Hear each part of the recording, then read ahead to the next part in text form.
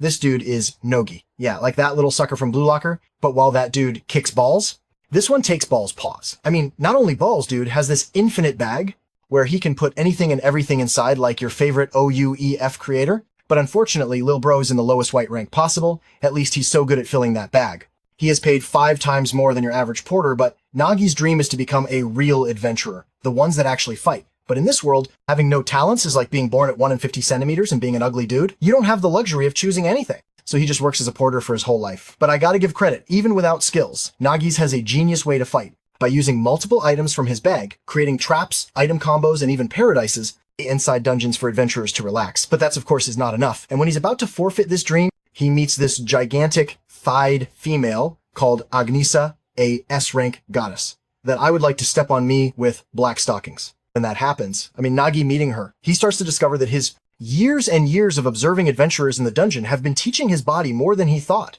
Also bros like Rock Lee, and has been practicing the same slash for ages. Now it's time for Nagi to become an actual adventurer and eradicate the dungeons that killed his family from this world. But is that really possible? How can the lowest rank become strong enough to face off dungeons without a Sungjin Woo system that makes you climb ranks by doing push UPS? This story has genius boy, thick thighs, and insane art. What more you want, G? Let's get it. The boy starts off saying, this world I live in is full of all kinds of dungeons. The cave type dungeon is created, a labyrinth type dungeon gets added, and there's even a Tower of Trials. This is a world of grand dungeons and countless treasures lie within them. In this place, the greatest honor someone can achieve is becoming an adventurer and gathering wealth from the dungeons. But not just anyone can become an adventurer. You have to be one of the chosen, and him doesn't really seem like it, right? He's just walking through the brush with a giant backpack on his back near the country borders. If you see folks trying to cross like that too, there's probably 3 rags stuffed in that sack.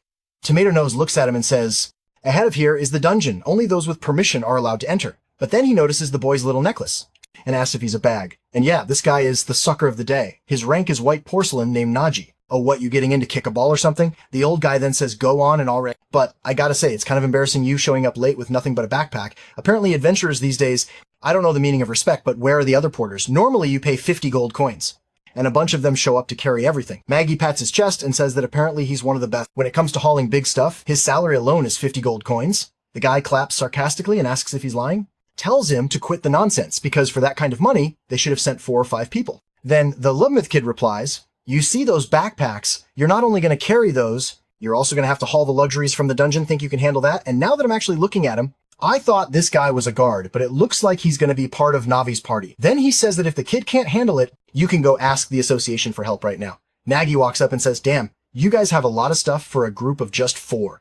While thinking, he notes that this reaction is pretty common. It's not normal for a porter to earn 50 gold coins a day when most only get 10 in cases like this. Instead of making excuses or trying to explain, it's better to just show how it's done. He tosses the big pack to the ground, grabs all the smaller backpacks, and starts stuffing them inside. The guys by the campfire are all just watching. And the moment they realize he's using a magic backpack, you already know they're going to want to steal it. Everyone's scratching their heads, wondering where the items went, how this magic thing works, how much it costs. Nagi, all crooked from the weight, says, sorry, loser only, I can use this. So back off the other, blonde dude tells them to stay put. As impressive as the backpack is, what difference is it going to make in a real fight?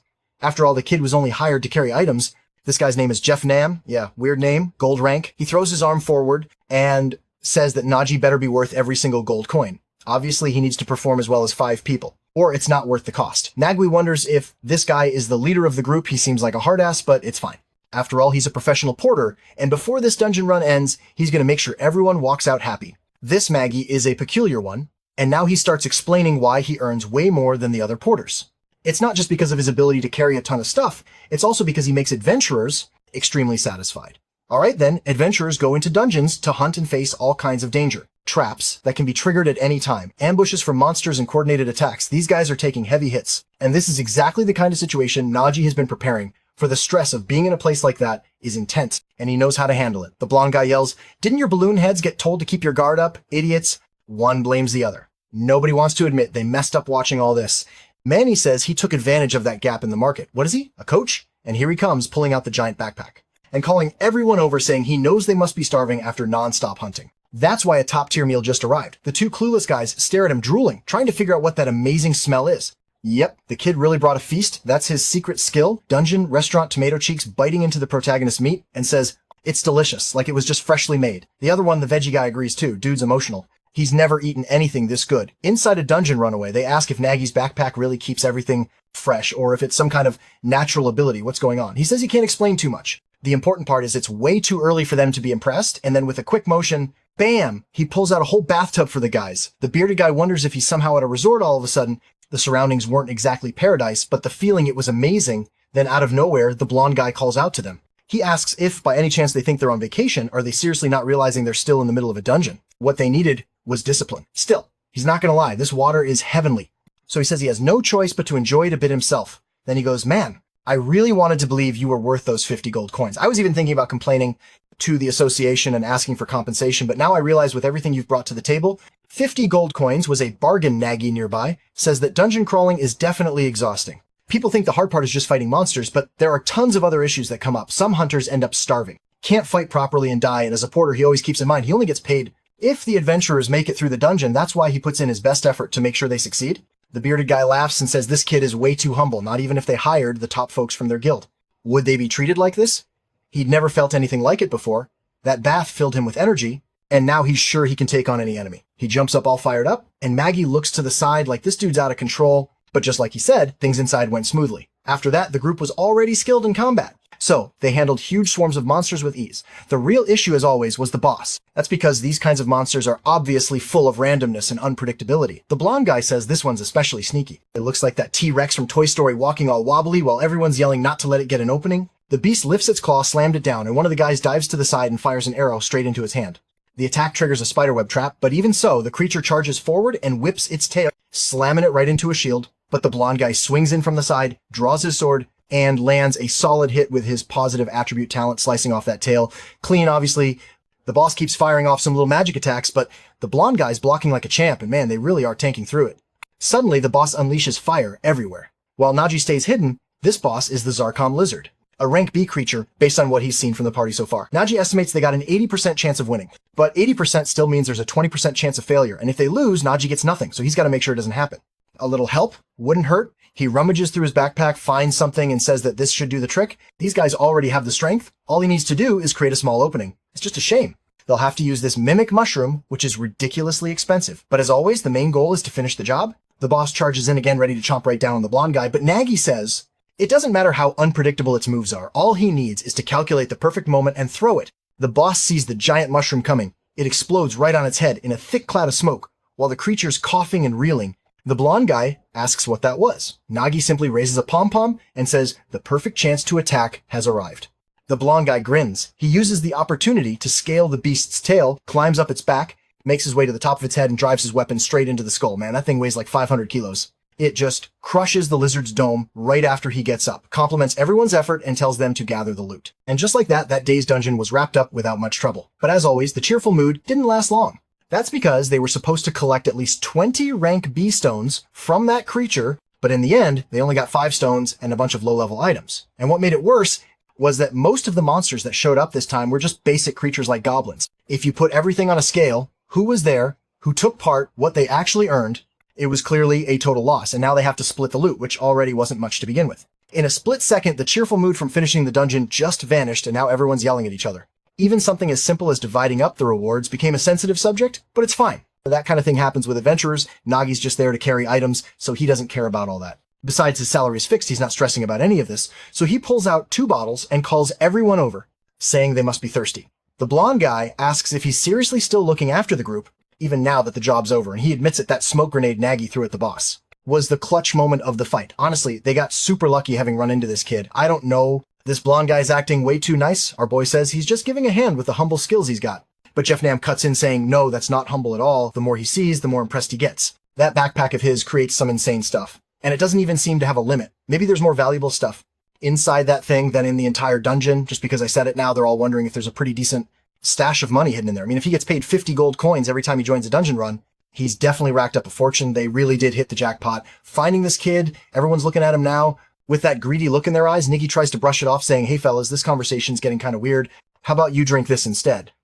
But they smash the bottle in his hand. He dodges the first arrow. The second one's already coming as they start asking themselves what the hell they're doing. He pulls a full-on Matrix move dodges again and tells them to just say, what's going on? The bearded guy apologizes, says it was a mistake. He just wanted to end it quickly, and without pain, they had to understand An adventurer can't risk their life and walk away empty-handed, the guy with the beanie adds. Hey man, don't blame us. Things are rough for us too. You know, we gotta pay taxes. You get it? Besides, you got way too much stuff in that backpack, and someone who's just here to carry gear isn't even gonna use it. Nagi starts getting up, wondering if it's always gonna be like this. People act like it's normal for a porter to die in the middle of a dungeon, because technically they're not supposed to know how to fight, and obviously if they kill him right now, they'll just say he got taken out by a goblin or something, whatever. No one's gonna care the happy expressions those guys had when they were thanking him for all the help. Gone just like that. Now they're looking at him like he's loot, but he's not shaken. Not surprised either, because this is familiar. The truth is, this kind of thing happens all the time in this world. A place where everything you can achieve in life is decided the moment you're born. And of course, the treatment someone like him gets, a porter, is among the worst. Nothing changed the day he was born, and nothing's changed since. He remembers clearly the moment he found out that his skill was a backpack, the looks of disgust everyone gave him after seeing it. That hob receptionist from the guild, she straight up told him that with a skill like his, he'd never qualify to be an adventurer. His job was always going to be transport. If he wanted to enter a dungeon, it'd be as someone hauling stuff in a bag. Nagi never even had the chance to become an adventurer. That one stamp on his record locked in his profession, and that was the end of it. That's probably what these guys are thinking right now too. Q-Tip tells him to stop resisting and just die already, then leaps forward launching his spear and yelling for the idiot to disappear. But oh man, here we go. Nagi starts moving, thinking that this decision to become a porter was never something he actually chose. As he reaches toward his own side to pull something out but stops mid-motion while blocking the spear. Q-Tip's confused and Nagi charges in. Straight to land, a clean punch to the mouth. Bearded guy's thrown off too and tries to swing in return. But Nagi pulls out a little axe and hurls it spinning, hits him square in the chest. The other two are just standing there, completely stunned. The blonde one has no idea what's happening. Q-Tip had passed out in a split second. Right away, the blonde guy snaps, saying that pathetic scumbag couldn't even beat a kid like that. Two more rush in. But Nagi pulls out some kind of water device and blasts it at them. It's boiling water. He charges in through the steam and delivers a strike. Still, he hasn't killed anyone. He's actually going easy on them. Just dishing out punches to the face, the stomach, the chest. The idiots are all face planted against the wall, while the blonde guy is still standing there, totally lost. How the hell did this kid take down 3 adventurers? It's like that. He starts yelling that it's impossible. Nagi's ranked white. How could he pull something like this off? But Nagi's got things in that backpack. Then he glances over his shoulder and says, not to worry about it. He's just the group's porter. After all, naturally not long after everyone's tied up outside, eat into a pulp. Nagi notices a carriage pulling up. He raises his hand and says, they're right over here. Something good stepping out of that carriage. And honestly, he's hoping it's not a dude. He's betting on those thighs. Turns out it's Dungeon Inspector Petra who says she heard what happened. But why is everyone so bruised and swollen? Everyone got wrecked. She asks what happened. And Nagi goes, ask them, they'll explain everything. Actually, he had used his bag earlier to secretly record what they'd said about killing the porter, and now it's playing everything back. Petra finds it fascinating that he had a recording device hidden inside the bag. She says he's definitely a unique kid. He explains that it's not exactly a recorder. It's more like storing Sam itself inside the backpack. She says whatever the point is, she gets it. Those guys betrayed him and tried to kill him. What she doesn't understand is how he, a mere porter, managed to defeat 4 adventurers. On top of that, they look like they've been poisoned with ashwood mushrooms. Nadi says he's impressed. She knows about those. She responds, of course she knows those mushrooms make your muscles lock up, make you dizzy and turn your face purple. Nadi says it's easy to explain. Coincidentally, they ended up eating a soup that had those mushrooms in it. And right when they tried to attack him, the symptoms kicked in. He just got lucky. Otherwise, how could someone like him have possibly won? He steps over to the blonde guy and asks if that's not the truth. The blonde guy's trembling all over, but obviously that's a total lie. We saw him beat him down. Sure, ate the mushrooms, but it wasn't on purpose long before they even started fighting seriously. They were already caught in this kid's trap that Nagi asks if they're really supposed to be gold-ranked adventurers. And bam, clash of swords with the blonde guy. They start going at it. Slash here, counter there. Nagi ducks low. And the blonde one noticed something was off. Even if they burn all their energy on the boss fight, it still did make sense. They were getting completely wrecked by this backpack kid, but Nagi just laughs, wondering how the guy even managed to kill a goblin being that slow. The blonde guy, I'm sure he's losing because he's being humiliated, and that mockery is throwing him off completely. There's no way he was going to lose to this backpack kid. Not a chance. He just had to calm down and finish him off now. But after one more swing, he misses again, muttering that maybe next time he'll land a hit, another mistake, and now he's saying maybe next time he powers up his sword with the golden aura and fires off a blast. But Nagi just hops up in last-minute air, saying he's getting better. That just pisses the guy off even more. He tries another upward slash, but now Nagi's already beneath him. That's when he starts to get it. He didn't lose to this kid because Nagi was stronger. He lost because he himself had gotten weaker. The blonde guy starts wondering what's happening to his body. He's overwhelmed by this strange, sick feeling like he's about to throw up. Nagi casually asks if he didn't give them a heads up already. Forgot to mention, they were all poisoned. That tasty meat they loved so much during the meal, yeah, it already had the toxic mushrooms mixed in.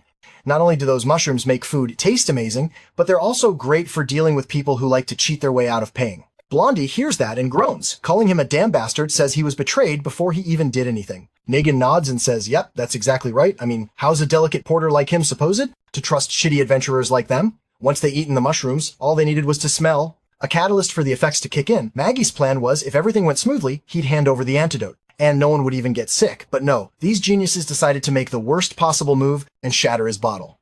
Now he's holding the last bottle and wondering out loud what he's supposed to do with it. The blonde guy knows it no matter how it went down, even if they claim they were poisoned and betrayed. The story would make sense to anyone, and crying, he just says he's telling the truth. They went into that place, ate something wrong, and that's why they're like this. No way in hell he's going to admit you got beat down by the backpack kid. That would be an even bigger humiliation than just looking like a fool. Petra's there staring at the four of them crying, completely confused, and she calls over a guard and tells him to take these criminals away. Meanwhile, Nagi goes, farewell, my friends, I'm heading out. My work here is done. But Petra calls out for him to wait. She asks if he'd like a ride back to the city. He glances over his shoulder and asks, is it free cuts of them already in the carriage? She says it's a shame he went through such a mess. Right after arriving in the city, on behalf of the entire Hunters Association, she wants to apologize. He tells her not to worry. Adventurers and porters like him are used to stuff like this. She says she gets it, but there are still things you should be more careful about. She knows he wasn't the one at fault this time, but not everyone's going to see it that way, especially since the adventurers he took down were from the Dawn Guild. They're notorious for being arrogant and ignoring the rules. And even if Nagi wasn't in the wrong here, those guys are definitely going to want payback. So all she asks is that he be more cautious from now on. But mid-conversation, she starts looking confused because all of a sudden something's eating Nagi from inside his own backpack. He calmly says he hears it and asks the creature to stop. Whatever, it spits him back out. Our boy sighs and tells Gluttony to quit popping out in front of people and get back in the bag. The creature whines that it's starving, and Petra's like, what the hell is that thing? Maggie tells her not to worry. That's Gluttony, a creature that's been living inside the backpack who knows how long. He's the one who organizes everything in there. Before Gluttony showed up, things were a mess. Swords tangled together, ropes all knotted up in exchange for keeping it all tidy. The little monster eats the stones Nagi earns. And considering how crazy today's been, that thing's probably got a whole lot of organizing to do.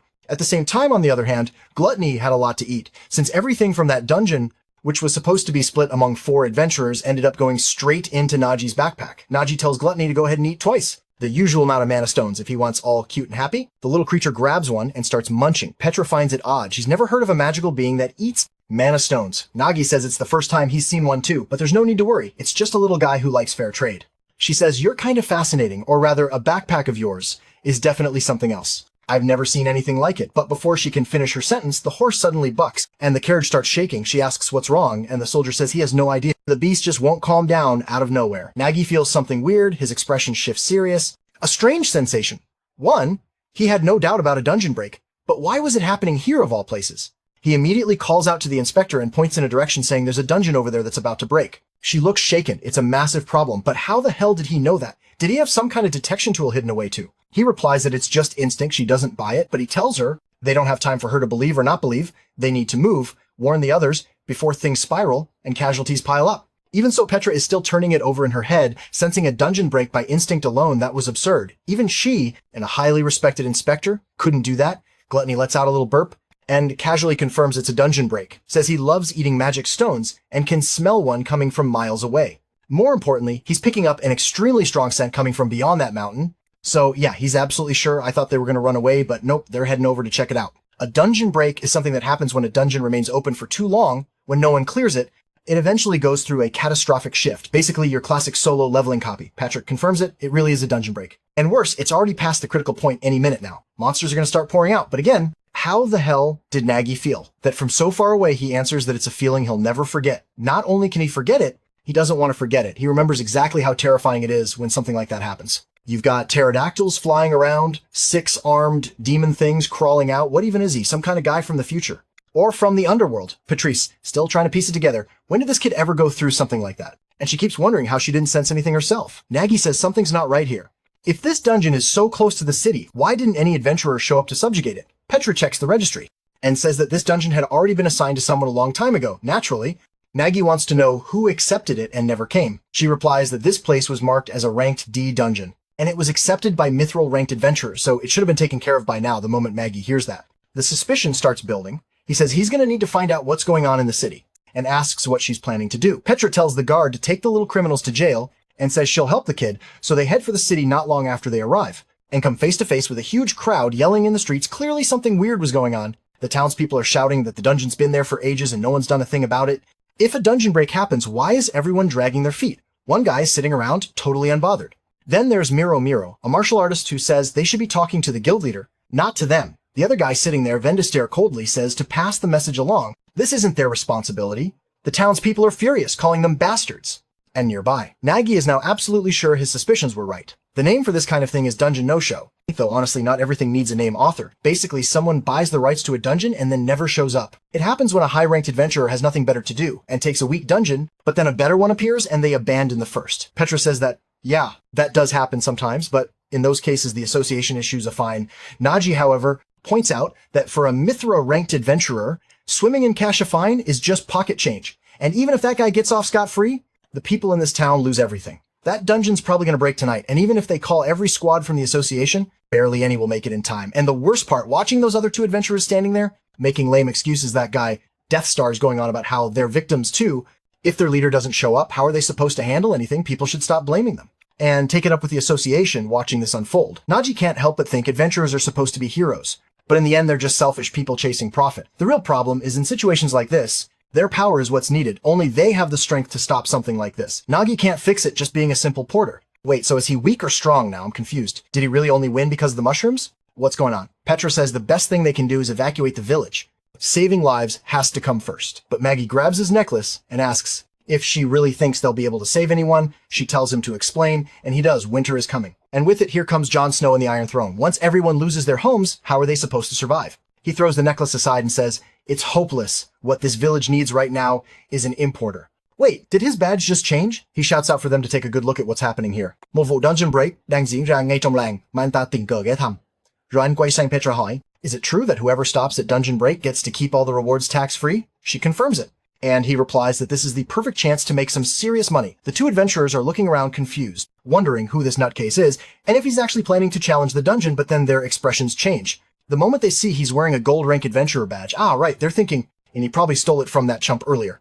Nagi then asks if they want in. If so, the split is 9 for him and 1 for the losers. Just like that, it's finally time for him to be an adventurer. Also, just now realizing these chapter lengths are insane. Guys, I'm still on chapter 2. What is this? Anyway, the story takes a second to explain what rift dungeons are. They serve as gateways, connecting Earth to unknown worlds. To enter one of these, it's recommended to be at least gold rank. The difficulty isn't just about the monsters. Obviously, you'll have to fight strong ones, that's expected. But one of the major problems is that it's nearly impossible to gauge how dangerous these dungeons are. From the outside, the wind conditions can be totally unpredictable. That's why most adventurers avoid these, like the plague. Way too risky. But the 4 of them, they're going in for a speed run. Petra says she checked the magic field, and it looks like the dungeon will break in about an hour. Nagi already knows that's how long he has to clear everything. All they can hope is that it's an easy dungeon, no more talking. They can't afford to waste a single second. It's time to go in. A golden flash of light bursts out, and when they open their eyes, they're in a completely different world. Chunks of floating rock everywhere. Nero is all hyped up, saying it was nighttime just a second ago, and now they're in some new place,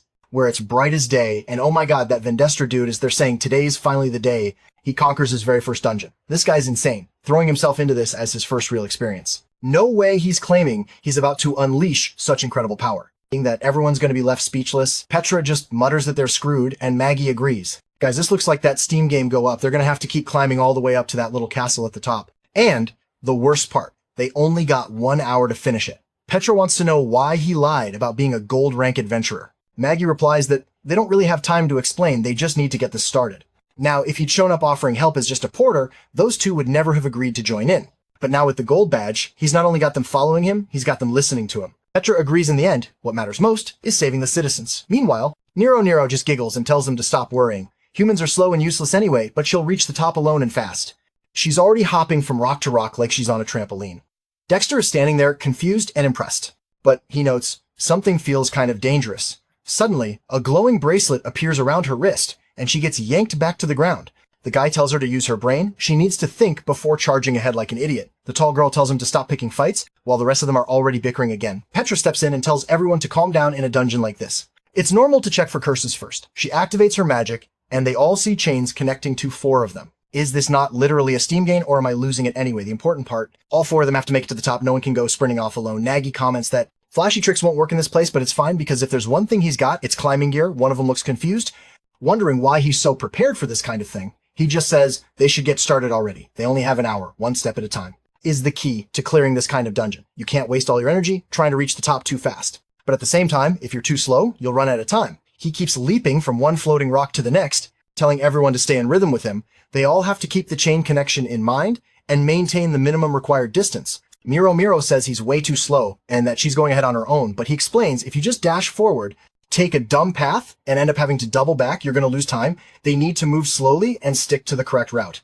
because this is a one-way trip. The idea is simple. Follow the most precise path. The problem is that this type of dungeon is full of variables. Right in front of him is some flying creature that looks like a hippo. Eating a boulder, the thing chomps through the very route he calculated. Nagi never imagined something like this would even exist. Petra explains that it's a flying stone eating pig. The good news, it's not aggressive. Just don't provoke it, and it'll leave you alone. The bad news, it's eating the floating rocks, which happen to be the only path they can use. Still, she's impressed, saying the ecosystem in this place is incredible. The creature eats rock, poops rock, and ends up creating new paths. But for Nagi, this is a disaster. The route he planned out is now gone. He says he's got an idea. He wants to throw something to trap the creature. The problem is, if he misses, he might accidentally provoke it and turn it into an aggressive monster. Destra tells him to chill. If the creature charges at them, he'll handle it. He says it's finally his time to shine. He stretches out his arm and tells everyone to watch closely. He's about to show them what he can do. That's how Vandeshtar overcame any challenge. He used a necromancy talent called Finger Summon, and a bunch of clay golems started appearing all around him. Nagi actually compliments him, saying it might just work, but then he notices the golems are already cracking apart and asks why they're falling apart so fast. Nero chimes in. Dester's kind of famous back in the beginner zones. Nobody trusts anything he summons. Most of the time, they either don't work or explode. Not to mention the guy always ends up passing out and drooling like a fool. But the guy insists. He says he can maintain these incredible creations for 5 minutes, and that should be enough. Nagi's thinking, this is probably not a good idea, but he doesn't have time to plan something else, so that's it. They're going for it. Before everything blows up, he throws the harpoon, and one of Desh's creatures jumps to grab it. But instead, it smacks the flying pig right in the face. Apparently, there's a sensory connection between the summoner and the summon, because Dester flinches and groans in pain now that they're crossing the rope. Nagi thinks to himself that while this place is tough and weird, they actually got lucky. His companion skills are useful, and the fact that he's got all kinds of gear in his backpack, as always, makes things a lot easier. That is until Destrov suddenly tells everyone to hurry. The golems are falling apart. He's not sure why, but everything feels like it's about to explode. He's losing control, and being suspended midair by a rope is not helping. Sure enough, the golems start blowing up. One of the blasts lands directly on the pig monster, which lets out a roar of pain. The rope they were relying on, it snaps. Everyone's falling, and they all know they're screwed. There's no way they're getting out of this alive. Nagi shouts at them to grab onto whatever they can, thinking even if they survive the fall, there won't be enough time to reach the top anymore. At the very least, he needs to soften the landing, and, of course, to fix it, he whips something out of the backpack. Turns out it's actually a pretty simple solution. They land on a big stone, using the backpack not just as padding but as a trampoline to bounce back up. He uses a grappling hook, and everyone manages to grab onto a higher rock. Petra thanks him, saying they're all safe thanks to him. But now they've lost a lot of progress. Can they really make it to the top in time? Nagi says there's no other choice. From this point on, they can't rely on their abilities anymore. Everyone needs to get ready. They're going straight up vertical style. He hands out frog-style climbing gear to everyone while repeating the same thing over and over. If one person falls, they all fail, so they better stay sharp. They dodge falling rocks, pass through a freezing region run from a monkey's banana, even bump into a Pokemon. They're totally exhausted now, asking how much farther they have to go. Nagi says they're almost there, but they snap back, saying he's already said that 10 times. Nero complains, I became an adventurer to fight monsters, not climb a mountain. Nagi tells her to shut it and just look up the castle. Is right there. The bad news, there's clearly a boss guarding it too. But the two were actually excited, finally happy they got something to kill if they take that thing down. Maybe Nero will finally get promoted out of bronze rank. Nagi says now it all makes sense. Based on their physical abilities and talents, there's no way these two should still be bronze. Destro's probably still stuck there, because nobody likes necromancers and Nero. Nero is from a race that was enslaved until recently. They're all pumped now, fully confident that their gold-ranked teammate is going to take care of it. But Petra speaks up, telling everyone to calm down. She says, there's something strange going on, that boss up there. It looks like the serpentine dragon. But normally, those creatures aren't purple. The only time their scales ever turn that color is when they're already dead. Nagi looks surprised. We see a sword stuck in the ground and a guy stretching like he just woke up from a nap. He'd already killed the dragon, and now he's looking around asking what all the fuss is about. Then he glances back and spots Nagi approaching. At that exact moment, Nagi feels a murderous intent before anyone can react. The guy rockets toward the group in a split second. He's standing face to face with Nagi. That's when Nagi notices the emblem on his chest. Mythril-rank, it hits him immediately. This was even worse than someone just accepting a dungeon and not showing up. The newcomer says this is a big problem. He figured no one would come in here and casually informs them that this dungeon is supposed to break. Maggie remembers there are people in this world who deliberately make things worse on purpose. The guy clenches his fists and says it's a shame, but the 4 of them died trying to clear a dungeon. Heroically, the next chapter opens up explaining how this world has dungeons and rankings. At the bottom of the pile are the poor souls born with white rank talents. Usually they're the ones stuck mining or picking up leftovers. Step 2 is becoming a bronze adventurer. Normally useless. Folks like that blonde kid all talk and barely kills anything. Obviously, on the other hand, even someone ranked bronze is still way stronger than a regular human. Then you've got the silver rank folks. Those ones start to show some real skill. Most of them can handle normal dungeons just fine. Next up are the gold rank adventurers. People at that level are usually captains. With their own dungeon parties, those are the standard ranks, but that there's a rare class, an elite few, that almost nobody gets to see. These are the mithril-rank adventurers. People refer to them as something beyond human. Their power level is so ridiculous, it's hard to even comprehend. And now, one of them is standing right in front of Nagi. Who knows? He's completely screwed just from the guy's aura. It's obvious even if the four of them attack together, they wouldn't stand a chance. Maggie quietly asks Petra if she knows who this is. She says, of course she does. There are only a handful of mithril adventurers in the world. She knows exactly who this arrogant jerk from the Tao. Anh ta là đội trưởng của một đội tiên phong, gọi là Berserker Duriken. Duriken says now he recognizes her, she's the girl from the association, then asks what she's doing down here. Pretending to be an adventurer, especially considering she's white rank. But Petra fires back, she's the one who wants answers. Why is he here? She steps right up, bold as ever, and asks why the hell he didn't clear the dungeon. If he already reserved it. Preventing a dungeon break was his responsibility, so why wasn't he doing anything? Duriken just laughs and asks what responsibility she's talking about. Adventurers do what they want for their own benefit. And sometimes letting a dungeon break brings more profit than clearing it. Nagi's standing there thinking, I already knew adventurers weren't heroes, but I didn't expect to meet garbage like this guy. If Durian really wants to cause a dungeon break, then Nagi has to stop him. The problem is, he's mithril fighting him. Head-on would be suicide.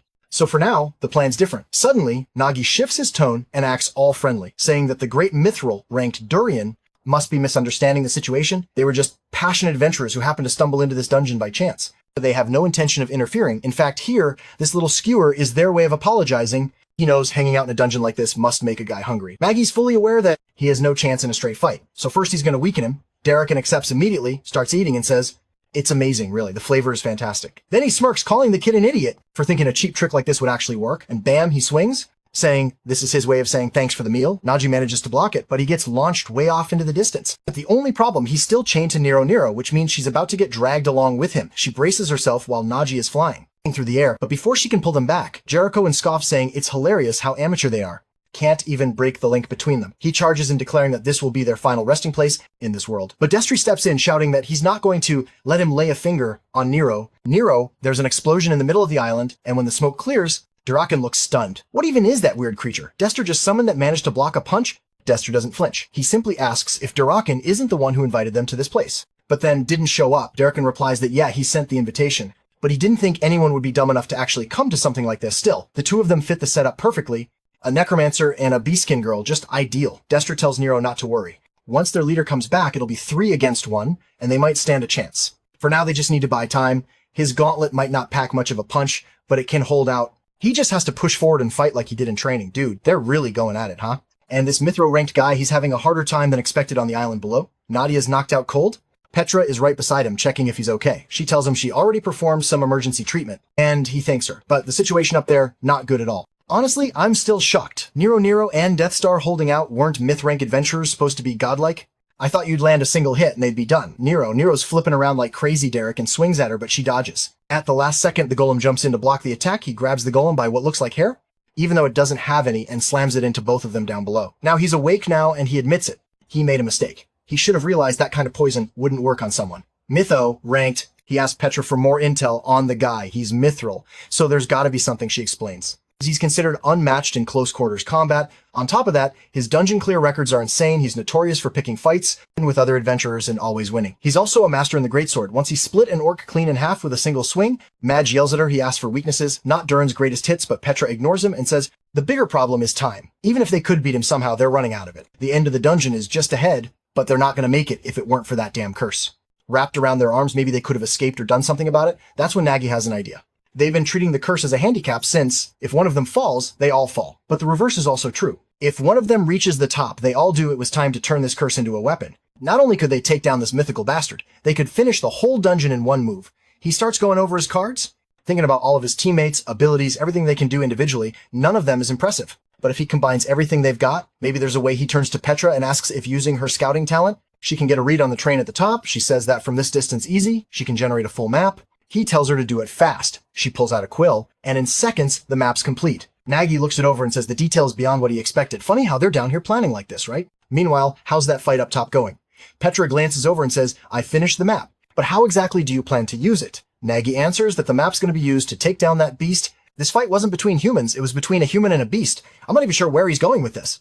But let's see, he says, it's common for adventurers exploring dungeons to run into monsters, way stronger than they are. Petra says, maybe they deal with it using experience or strategy, but Nagi shakes his head. Nope, she doesn't get how things really work. Real adventurers win through trickery. 2-on-1s, throwing bombs, laying traps, attacking from behind to take down a beast. You gotta fight dirty. And with that, he launches himself into the air and fires a shot from a crossbow. Durin senses it, instantly snatches the bolt midair and scoffs, saying a sneaky attack like that was never gonna work on him. But right at the tip of the bolt, there's a strange goo. It starts swirling, and before Durkan realizes it, he's stuck to the ground. He grumbles that the stuff is disgusting and starts trying to break free. Meanwhile, Nagi's flying in at full speed, hand digging into the backpack. The grin on his face says it all. He's coming in for a head-on confrontation. Finally, he's actually feeling fired up until he throws out his hands and just launches a bunch of mushrooms in him. It's like a smoke bomb all at once. A huge cloud erupts around them. Durkan standing there in the haze trying to figure out how Nagi covered the whole area like that. Within the smoke, we find Distar. He's wrecked. Nagi asks if he's okay, and the guy groans. Obviously not. His fingers are all broken. He can't summon golems properly anymore. Each finger corresponds to a golem, and he needs them intact to summon. It's kind of like that old manga Maruhan, where the dude's friend would always break his fingers to Nagi, turns to them, and tells them to listen closely. There is a way they can turn this whole thing around, back inside the smoke. Durak can finally breaks free from the sticky web. He mutters that Nagi's annoyingly persistent. They probably fooled it with their group to another island, but all this effort is pointless. Then he sees something walking nearby, a figure with a giant backpack, whatever it is it's talking, Derek, and is certain it's Nagi, and mutters how pathetic he is. What's the point of all that smoke? If you're just going to talk and give away your position, he rushes in hand, glowing with power, unleashes a devastating punch. Boom, direct hit. But then his expression changes. His hand just went straight through a golem. He stares confused. Why was the golem talking? That's when he realizes the voice wasn't coming from the golem, it was coming from the backpack. So where's the real group? Maggie's way in the back, holding onto a rope. Derrican spots it leading up to the island above and mutters that it was a decent plan to distract him. Not bad, really, but now that he's caught on, he says there's no way for Maggie to escape. Maggie responds, you sure about that? Then shouts for Distar to go ahead and launch it. They're running out of time. Destro hesitates, saying he's never done something like this from so far away. His finger's broken and tied to the rope. Nagi shot up to the higher platform. At the end of the rope is a little finger stump. It suddenly glows and boom, turns into a giant bear. Balam, it lands on the top island, wraps the rope around its shoulders and starts hauling everyone upward, but it doesn't stop there. It rushes straight at the dragon, latching onto one of its scales. And yeah, it also blows up the entire island in the process. Meanwhile, Durak is panicking. He doesn't understand why he can't move. Then he notices the golem's legs were buried and pinned to the ground by a mass of cords. He tries to shove the golem off him, but Distar speaks up saying it's not going to be that easy. That golem thumb may be the slowest of all, when it's also the heaviest and most durable as they're all being pulled upward. Nagi says again, this was never a fight between humans, it was a fight between a human and a beast. The island above is cracking apart, everything coming down. And Nagi admits, yes, there are beasts that can't be defeated. But defeating Durican, that was never the goal. The dragon keeps falling, jaws wide open, heading straight for Durican. At the same time, Maggie yanks the backpack and the golem tears the ground apart, the creature's still clinging to the scale. But the rope's starting to fray as Durakan gets dragged down below Nagi and the rest are pulled upward by the rope. He shouts down to Durikan saying he better climb fast because the road ahead just got a whole lot longer. And just like that, they're all scrambling up top, Nagi smiling, pumped up, saying the fight's about to be over. He thanks Nero because if it weren't for her, none of it would have worked. She was the only one strong enough to throw the rope, all the way from the lower island up to the higher one. She's all slashed over in chibi mode, saying it was nothing. Distar, on the other hand, is jealous, he mutters, that it wasn't a big deal at all. Anyone with enough strength could have done it. Even an idiot could have pulled that off. Doesn't matter what anyone says. The real MVP of this dungeon was definitely him. His little golem not only secured the rope up top, but also brought down that berserker. Maybe he's already better than a mythril-ranked adventurer. Petra, watching the two, comments that at least they're enthusiastic. Maggie responds that this is what it feels like to clear your first dungeon. Man, if it were me, I'd already be bragging all over the place first dungeon.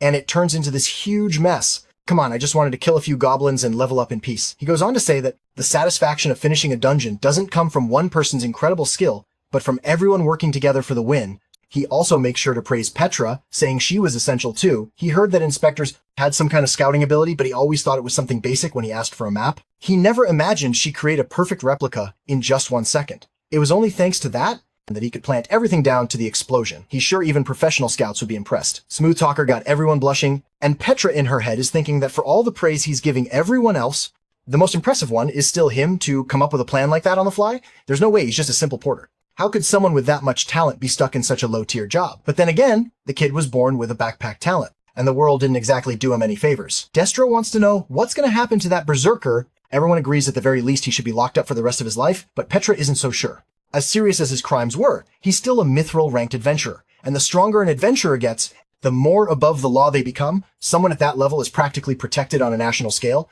Most likely he'll just pay a fine, and that'll be... It seems like everything bad that happens in dungeons just gets solved with a fine. Desha grumbles that he doesn't care if that guy doesn't get punished by the wall. He'll find him outside and beat the crap out of him himself. Nagi quickly tells him to let go of that dangerous idea. What they saw Durin do earlier was only a small fraction of his real power. He points to the creatures around them. Those are the corpses of the Nose tribe, the ones who used to guard the fortress entrance. That guy cleared the whole area by himself. Nero, Miro, and Dastar are still fired up, insisting that they could have handled it too.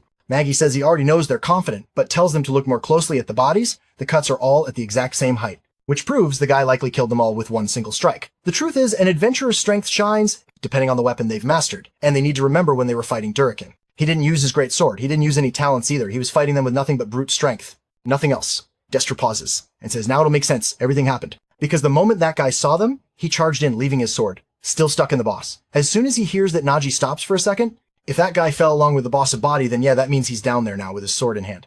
The bastard's smiling, and that's when the real fight begins. A slash comes tearing up from below, and now he shouts for everyone to watch out. Oh boy, looks like the attack is going to nail Dastar straight on. Man, the guy launched some massive strike from down there, sliced right through the platform. What the hell? Why did I have to open my big mouth too? Now he says, the guy felt way too strong to be mithril. Now, everyone's hanging off the edge of the little island trying not to fall. Nadia checks in, asking if everyone's okay. But after just one hit, they're all scraped up and wrecked Mirror. Mirror slumped over like a rag doll. And the worst part, Dester's passed out and he lost his necromancer arm. But honestly, the most terrifying thing wasn't even the attack. It was looking over and seeing Durikan already, almost right there. Closing the distance with bloodlust in his eyes, Maggie knows he'll be at their side any second. Now at best, they got 3 minutes left to finish this, but if there's one thing Maggie is confident in, it's carrying stuff. If there's one thing in this life he knows how to do, it's that the only difference this time is what he's carrying is a bit heavier. He closes his eyes, grabs, hold, and starts pulling everyone he's climbing, dragging 3 bodies with him, and the clock is ticking. Derek is getting closer and closer, smiling like a madman. The horror glass is nearly empty and Maggie finally reaches the top, hauling everyone with him. The last grains of sand fall just as Durakan jumps to the final level. He's grinning as Maggie clutches Dastar in his arms. Those endless grains of sand, man, the gates right there glowing bright. They rush into the exit and come face to face with a crystal. The dungeon's core break that and it's over. Maggie reaches into the backpack, pulls out a sword and hurls it spinning straight toward the core, but just before it hits, boom, something crashes down from above. Of course, it's Durakin. Nagi sees him drop right in front of the crystal, swatting the sword aside. Now face to face with it, he calmly says, time's up. Damn it. And yeah, it explodes. Right at that moment, outside the dungeon break begins, there's an old man praying at the portal. Buddy, you better run unless you got a death wish. He's looking around asking if God has abandoned them. And seriously, this dungeon break feels kind of unfair, doesn't it? They took out the monsters inside, so why are all these beasts pouring out now? A whole swarm charges out, even the boss shows up. I don't know if that's a good thing or a bad thing, but at least Nagi's group ends up face to face with the monsters. The only problem in a dungeon break, the number of creatures that spawn is endless. Durkin grabs Nagi by the neck and asks, isn't it magnificent? The sight of a dungeon breaking it impresses him every time.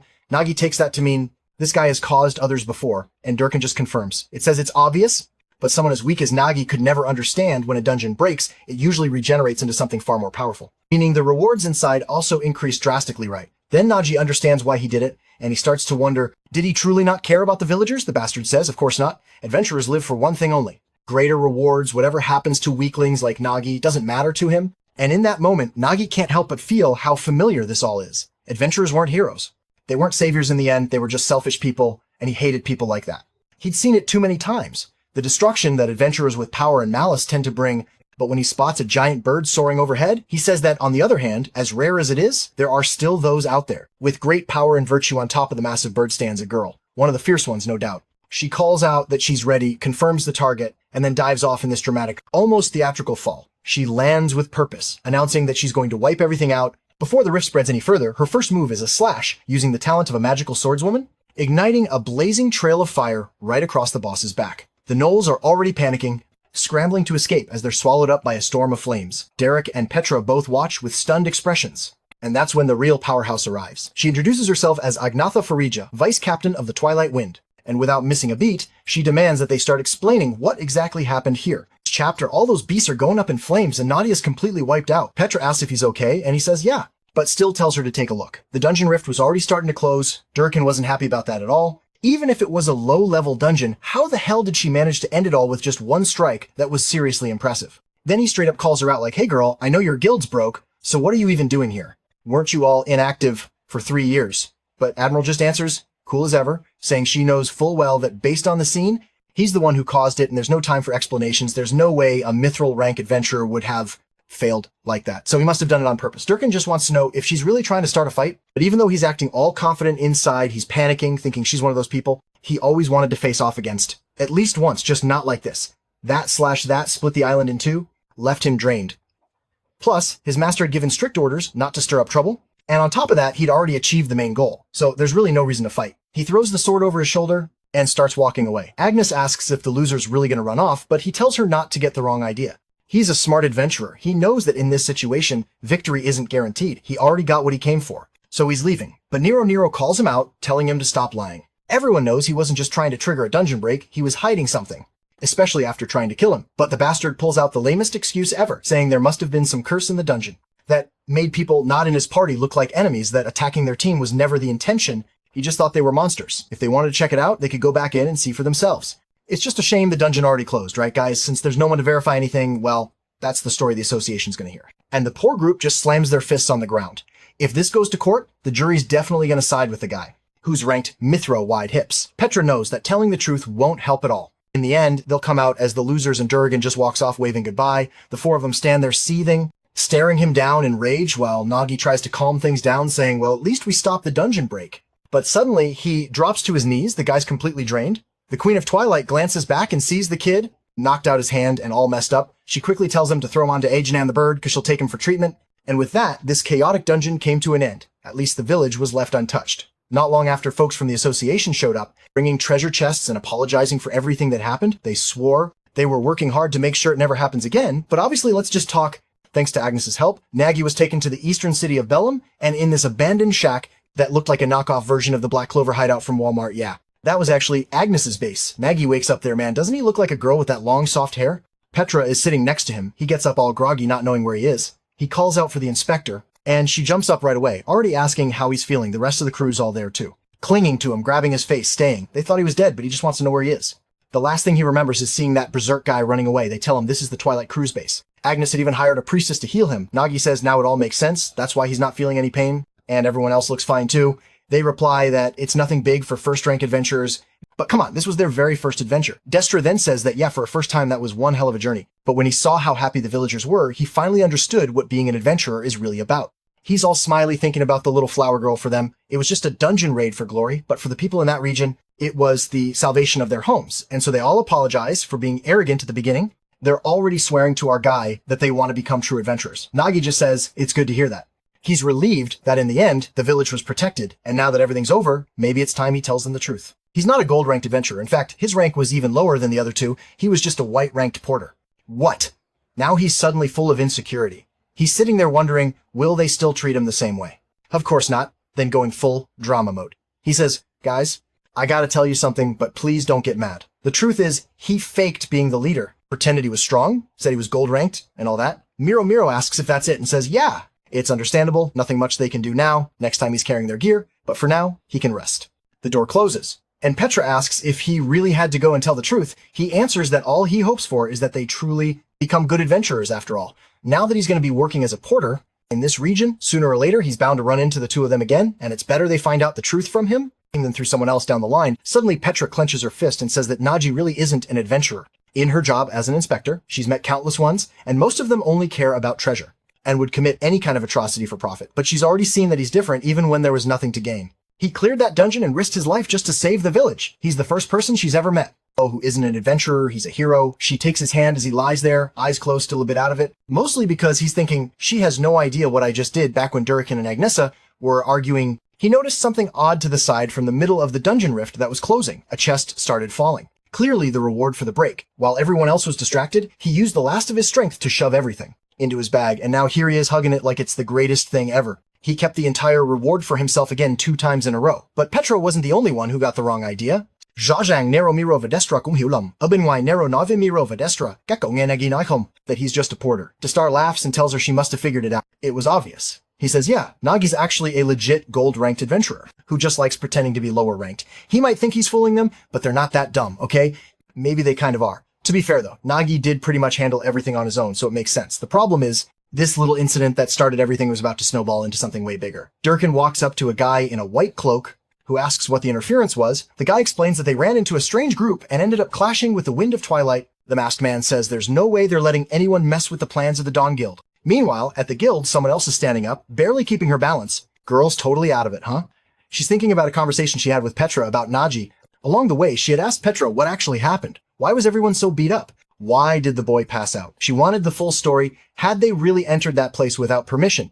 Because the group she saw in front of her didn't match the one that was officially registered. But Petra tells her not to worry. She's not here to judge anything that happened. She just wants to understand the situation. She came all the way here to investigate these dungeon break incidents. Lately, she's been looking into it, and it seems like most of the breaks are somehow connected to the Dawn Guild. And now it just happened here too. Strangely, Petra is surprised Derek can clearly cause it on behalf of Dawn. He even let something slip. At one point, Petra says fine, she'll explain everything, but on one condition, she has to keep everything illegal at Maggie get a secret. With that said, Petra begins telling exactly what went down in there. Back with Agnesa, she still can't believe that the so-called gold-ranked adventurer was really just a backpack boy. If the Dawn Guild hadn't interfered, everything would have been a breeze for him. But what blows her mind is that he still pulled it off. And even more impressive was the kid's mindset, the fact that he risked his life to stop that break as she walks in. And Angie asks if she was the one who saved him, why is this kid always got his eyes closed? She just wants to know if he's okay. And he says he is, thanks to her. Then she says, I'll get straight to the point with the authority I hold in the Wind of Twilight. I hereby order you to join my team. He just replies with a simple, no thanks. The next chapter opens with some background. Về Wind of Twilight, từng là một trong những guild danh giá nhất ở thành phố phía Đông. Or at least it used to be until their guildmaster vanished after that guy disappeared. The guild went into decline, and now after a long time they're holding a meeting. The purple-haired girl speaks up right away. I'm against this puffy cheek. And Dorothy says that no matter how desperate they are, they can't just start accepting anyone. The other guy at the table named Nines agrees. Agnes says, clearly losing at trying to recruit a guy like that. Not to mention he looked like a damn porter for crying out loud. But the priestess named Pororo says, they're being way too strict. She supports bringing someone new in and instantly snaps back that she's sure. The only reason Pororo wants him in is because he's probably good looking. Pororo says absolutely not. She was only focused on healing the guy, and there's no way she care about stuff like that. Anne and Nines, by the way, are both gold-ranked Pero, and the big bear guy are bronze-ranked. The bear tries to calm everyone down, saying there's no point in fighting since it's ultimately Agnes's call. The girls, though, don't seem to like that and say they have minds of their own, and if he keeps yapping, he's going to end up without any healing. The big guy senses he's about to be caught in the crossfire when suddenly the door swings open, beautiful Agnesa walks in and says they don't need to worry. He turned them down. Everyone turns to her, confused in the next room. There he is. And the boy with his big old backpack wrapping up his arm and tying his hair back, he stretches his arms and says he's ready. Petra asks if he's already leaving. Wouldn't it be better to rest just a little longer? But he says no, it's time to get back to adventuring. She says okay, but wants to know why he turned down the invitation to join the Wind of Twilight. Guilds come with a lot of perks, he says he knows, and yeah, being in a guild has its benefits. But getting involved with a lot of people always leads to headaches. That's why he likes things the way they are, simple. Familiar? Petra says, all right, if that's how he feels, she's not going to push it. But you should remember, he's interfered with the Dawn Guild's plans twice. Now, he'd probably be better off with some guild protection. 2. The boy, confident as ever, tells her to think about it. He walked away from both situations just fine. Please, my dude. You literally woke up, passed out in bed. Not exactly intact, but Patrick just nods and says she'll be heading back to the association. He thanks her for everything. As she's leaving, she tells him she'll be waiting for him to stop by sometime. As soon as she walks out, he smirks, he's hyped to check out the loot, he's snagged right away, he calls out for gluttony, and dives into the bag to see what kind of treasures he got this time. With that absurd bag, you can walk, run, even tear through space itself, and deep in that bag there's gluttony. Our boy asks what that face is about, and gluttony just says it's nothing. Nagi tells him to spill it. What was inside that chest he's dying to know, but gluttony insists it was nothing, just an empty chest. That instantly raises Nagi's suspicion. How does a dungeon break chest come up? Empty gluttony says there's nothing shady about it. You can just move on now. Yeah, right? Nagi goes to open it himself, saying he's got to check with his own eyes. He starts to lift the lid, light shines out. He's all excited to see what treasure it holds, but then his expression drops inside. We're 3 little bears, bro. What the hell? What is this? He's sitting there confused, wondering if they're like puppies or some kind of weird baby creature. Then he turns to Gluttony and demands an explanation. Where the heck are the rewards he earned? Gluttony, now crying, says, he didn't do anything wrong. It was just tidying up the bag like usual. And when he opened it, there were like 3 weird eggs inside before he could do anything. A little arm popped out of the first one. And then out of nowhere, those 3 little critters just popped out and Gluttony went full soft, hugging them like a baby. Nagi kind of believes the story and figures they're probably stone monsters that came out of that dungeon. Usually there are people with a tamer class who love this kind of thing, but judging by their looks, yeah, he's pretty sure these aren't the kind of monsters tamers usually go for, which is a big problem for our guy. He just cleared a tough dungeon, kept the reward all to himself, and in the end, it's just a bunch of tiny creatures, so now what's he supposed to do with them? That's when Gluttony explains. He's heard of these three before their parents were enslaved by the serpent, dragon from the castle, and to prevent the same thing from happening to them, they were sealed inside those stones, so no one would ever rescue them. He then asks Nagi to let him take care of the kids. He promises Nagi won't have to worry about a thing. Nagi turns around and says, fine, I guess not much I can do. They do seem kind of useful, so for now they can stick around. But he lays down the law if they cause a mess in the bag. He's kicking everyone out right after that Gluttony calls out to the kids and tells them they've got permission. Now, bro, what the hell? I thought there were 3 of them. Why does it look like an entire army? Now, next thing you know, Maggie's already outside hearing a whole lot of chaos coming from the inside. Yep, his bag had officially become a zoo, even if the dungeon break reward wasn't what he expected. At least, he still had the loot from the dungeon drop itself. Time to take care of that at the trade post. He arrives and says he's there to sell all the magic stones. And monster drops, the old guy tosses over a big sack of coins. And Maggie's pumped. It'd been a while since he last saw one of those, but as always, it was time to restock mushrooms. The little things he uses for all his tricks, sharpening his weapons, picking up some extra arrows. Yep, the backpacker was fully geared up again. He grabs a watermelon popsicle and says it's time for a food tour through this unfamiliar city while he's walking around. With his arms stretched out like a plane, someone's watching him from afar, wondering if that's really the guy. The one who messed with the Dawn Guild. He thought it was just a ridiculous rumor, but it actually did look like the white-ranked kid. It was already wild that this kid took down those clowns and got them tossed in jail. But surviving Dirac. And 2, that's something else. He asks, what Zero thinks does this kid seem strong? The Shadow responds that it's happened twice now. So no, it's no coincidence, even if he's officially a white rank. It's better to stay on guard. The guy stands up and says he's sure the kid's hiding something. He didn't want to get involved with him. But now, he just hopes he won't be disappointed, bro. Is he going in for the attack now? What the hell? He explodes forward like a bullet straight at Nagi, who's just there happily licking his popsicle. When he senses something coming, something cracks, and he instinctively dodges to the side. Immediately he asks, who the hell are you? But the white-haired guy only wants to know how Nagi managed to dodge that. He barely even let his killing intent leak out. Clearly, this kid wasn't just some average backpacker. Nagi's just standing there bent over awkwardly, trying to figure out what this guy is even talking about when bam, another slash comes in, and he has to dodge again. The guy tells him to stop hiding and show what he's got. He wants to see this kid's real level, enough of pretending to be white rank. Our boy is still a bit lost, but now he's got to focus. He spots the guy's insignia gold rank mage class, but this dude's charging at him like an assassin. In this level of hostility, it was too much just standing there doing nothing. Wasn't an option anymore. All right, let's go. Nagi draws his massive sword. The guy asks if he's finally ready to take this seriously. He wants to see the swordplay. Nagi used to take those guys down. Nagi's swordplay involves shoving 4 mushrooms onto the tip of his blade. The little guys are all wiggling around, and he launches in with a bomb right into the middle of the corridor. Our guy says only a crazy person would go head-to-head with an adventurer. That's strong, the perfect plan, get the hell out of there. So he runs out into the street and starts yelling for help, shouting that there's a bandit trying to kill him. The guards turn to look, and Nagi points. He's right there, he's coming from that direction. I thought the dude would just vanish or back off. But nope, the guard recognizes him. That's Need from the Dawn Guild, and he says it's disappointing to see the kid run away like that. Hearing that Nagi realizes Petra was right, the Dawn Guild was starting to move against him, a soldier turns to Nagi and asks for an explanation, but the guy clearly doesn't care. He just gets ready and says he's there to teach the kid a lesson, charging toward Nagi again, but this time Nagi doesn't dodge. The hit lands right in his gut and smashes him into a wall maid, says this little backpacker. Thinks he can make trouble for the Dawn Guild. Everyone around here knows what happens to people who try. Something like that. Nagi yells that he's lying. That's his guild's adventurers who've been trying to kill him, but everyone's just staring him down and he realizes it's no use. Just like Petra Warren, the Dawn Guild has serious influence in the city. No one's going to risk going against them to protect some white-ranked nobody. As expected, the whispers start. People say they've heard stories like this before about white-ranked backpackers who pretend to be weak just to scam and rob others. The guard turns to Nag and says, well, that clears it up. Do what you need to do. Then he looks back at Maggie and asks if he understands the situation he's in now. No one's going to stand with him here. Maggie wants to know why he's going so far with this. It was clearly his guild that was in the wrong. Besides, it's all over. So why is he coming after him now? Ned answers that, yeah, technically no one really cares what low-ranking trash from Dawn does. The real problem is that Nagi interfered with the guild's plans and that they don't let slide. Nagi realizes it now. This fear they instill in everyone is exactly what gives them power to do whatever they want. And Ned says that today he's going to help everyone remember why the Dawn Guild must be respected, but not to worry, he's not going to kill him. He likes to carry a symbol of the last person he killed, and he has no interest in carrying around one from a white rank. Still, Nag is going to walk away with a scar on his face, one that'll remind him of the Dawn Guild for the rest of his life. Meg goes for a diagonal/a signature assassin. Move aims straight at Maggie's eye. Maggie thinks he's done for. There's no one who'd step in for him. No one in this whole city would protect him. But then the blade intercepts the strike. He thought it was over, but there she was, Agnesa standing in front of him. Sword out, blocking the blow. Absolute queen, she tells me to drop his sword. The boy belongs to the Wind of Twilight Guild now, and any attack on him means war. Next chapter, Nade's walking off. And Shadow's hero Asked if he's really okay with how that ended, this definitely isn't the outcome he was hoping for. Me just replies that there's nothing to be done. Agnesa wasn't part of the plan. You could try to deal with her, but there are others who are more interested in that. Still, this left him with a bad taste for a simple porter. The kid was better than he expected.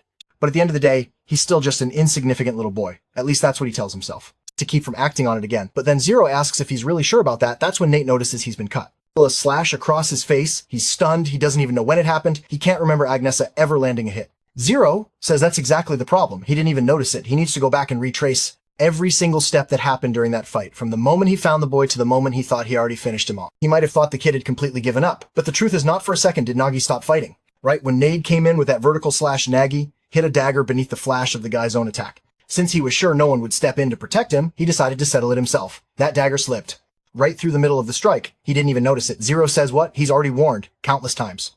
The more Nia focuses on defeating his opponent, the more he lowers his guard. Ned wipes the blood off his face and gives it a little lick, saying, Zero's right, that kid's not going to give up. They'll have to deal with him personally. Back with Nadia, he's putting the little knife away. He had that prepped in case he didn't have time to grab his backpack, but he knows if Agnesa hadn't shown up when she did, his life really would have been on the line. What he doesn't get is why Ned even got involved in the first place. Why send someone that strong just to take him out? Suddenly someone puts a hand on his shoulder and asks what's got him so deep in thought. It's Nines telling him not to be so shaken up. Then Stone says the kid must be traumatized and needs to take it easy. And wait a second, Stone? The creatures in Nagi's backpack are called Stones too. Are they from the same race anyway? The two of them explain that Nan is infamous, even within the Dawn Guild itself, for causing problems. That's because he runs a whole network of thugs in the city. Nike says, yeah, he'd heard of the Dawn Guild before, but he didn't think they'd stoop that low. Agnesa agrees. She's confused by all this too. That's why she brought Nagi out to this dungeon instead of taking him back into the city. Then once again, she invites him to join them on the dungeon raid. He replies that for now, he's good with just doing his backpacking job anyway. But he points out there's a strange chill in the air. This was his first time in a high-level dungeon.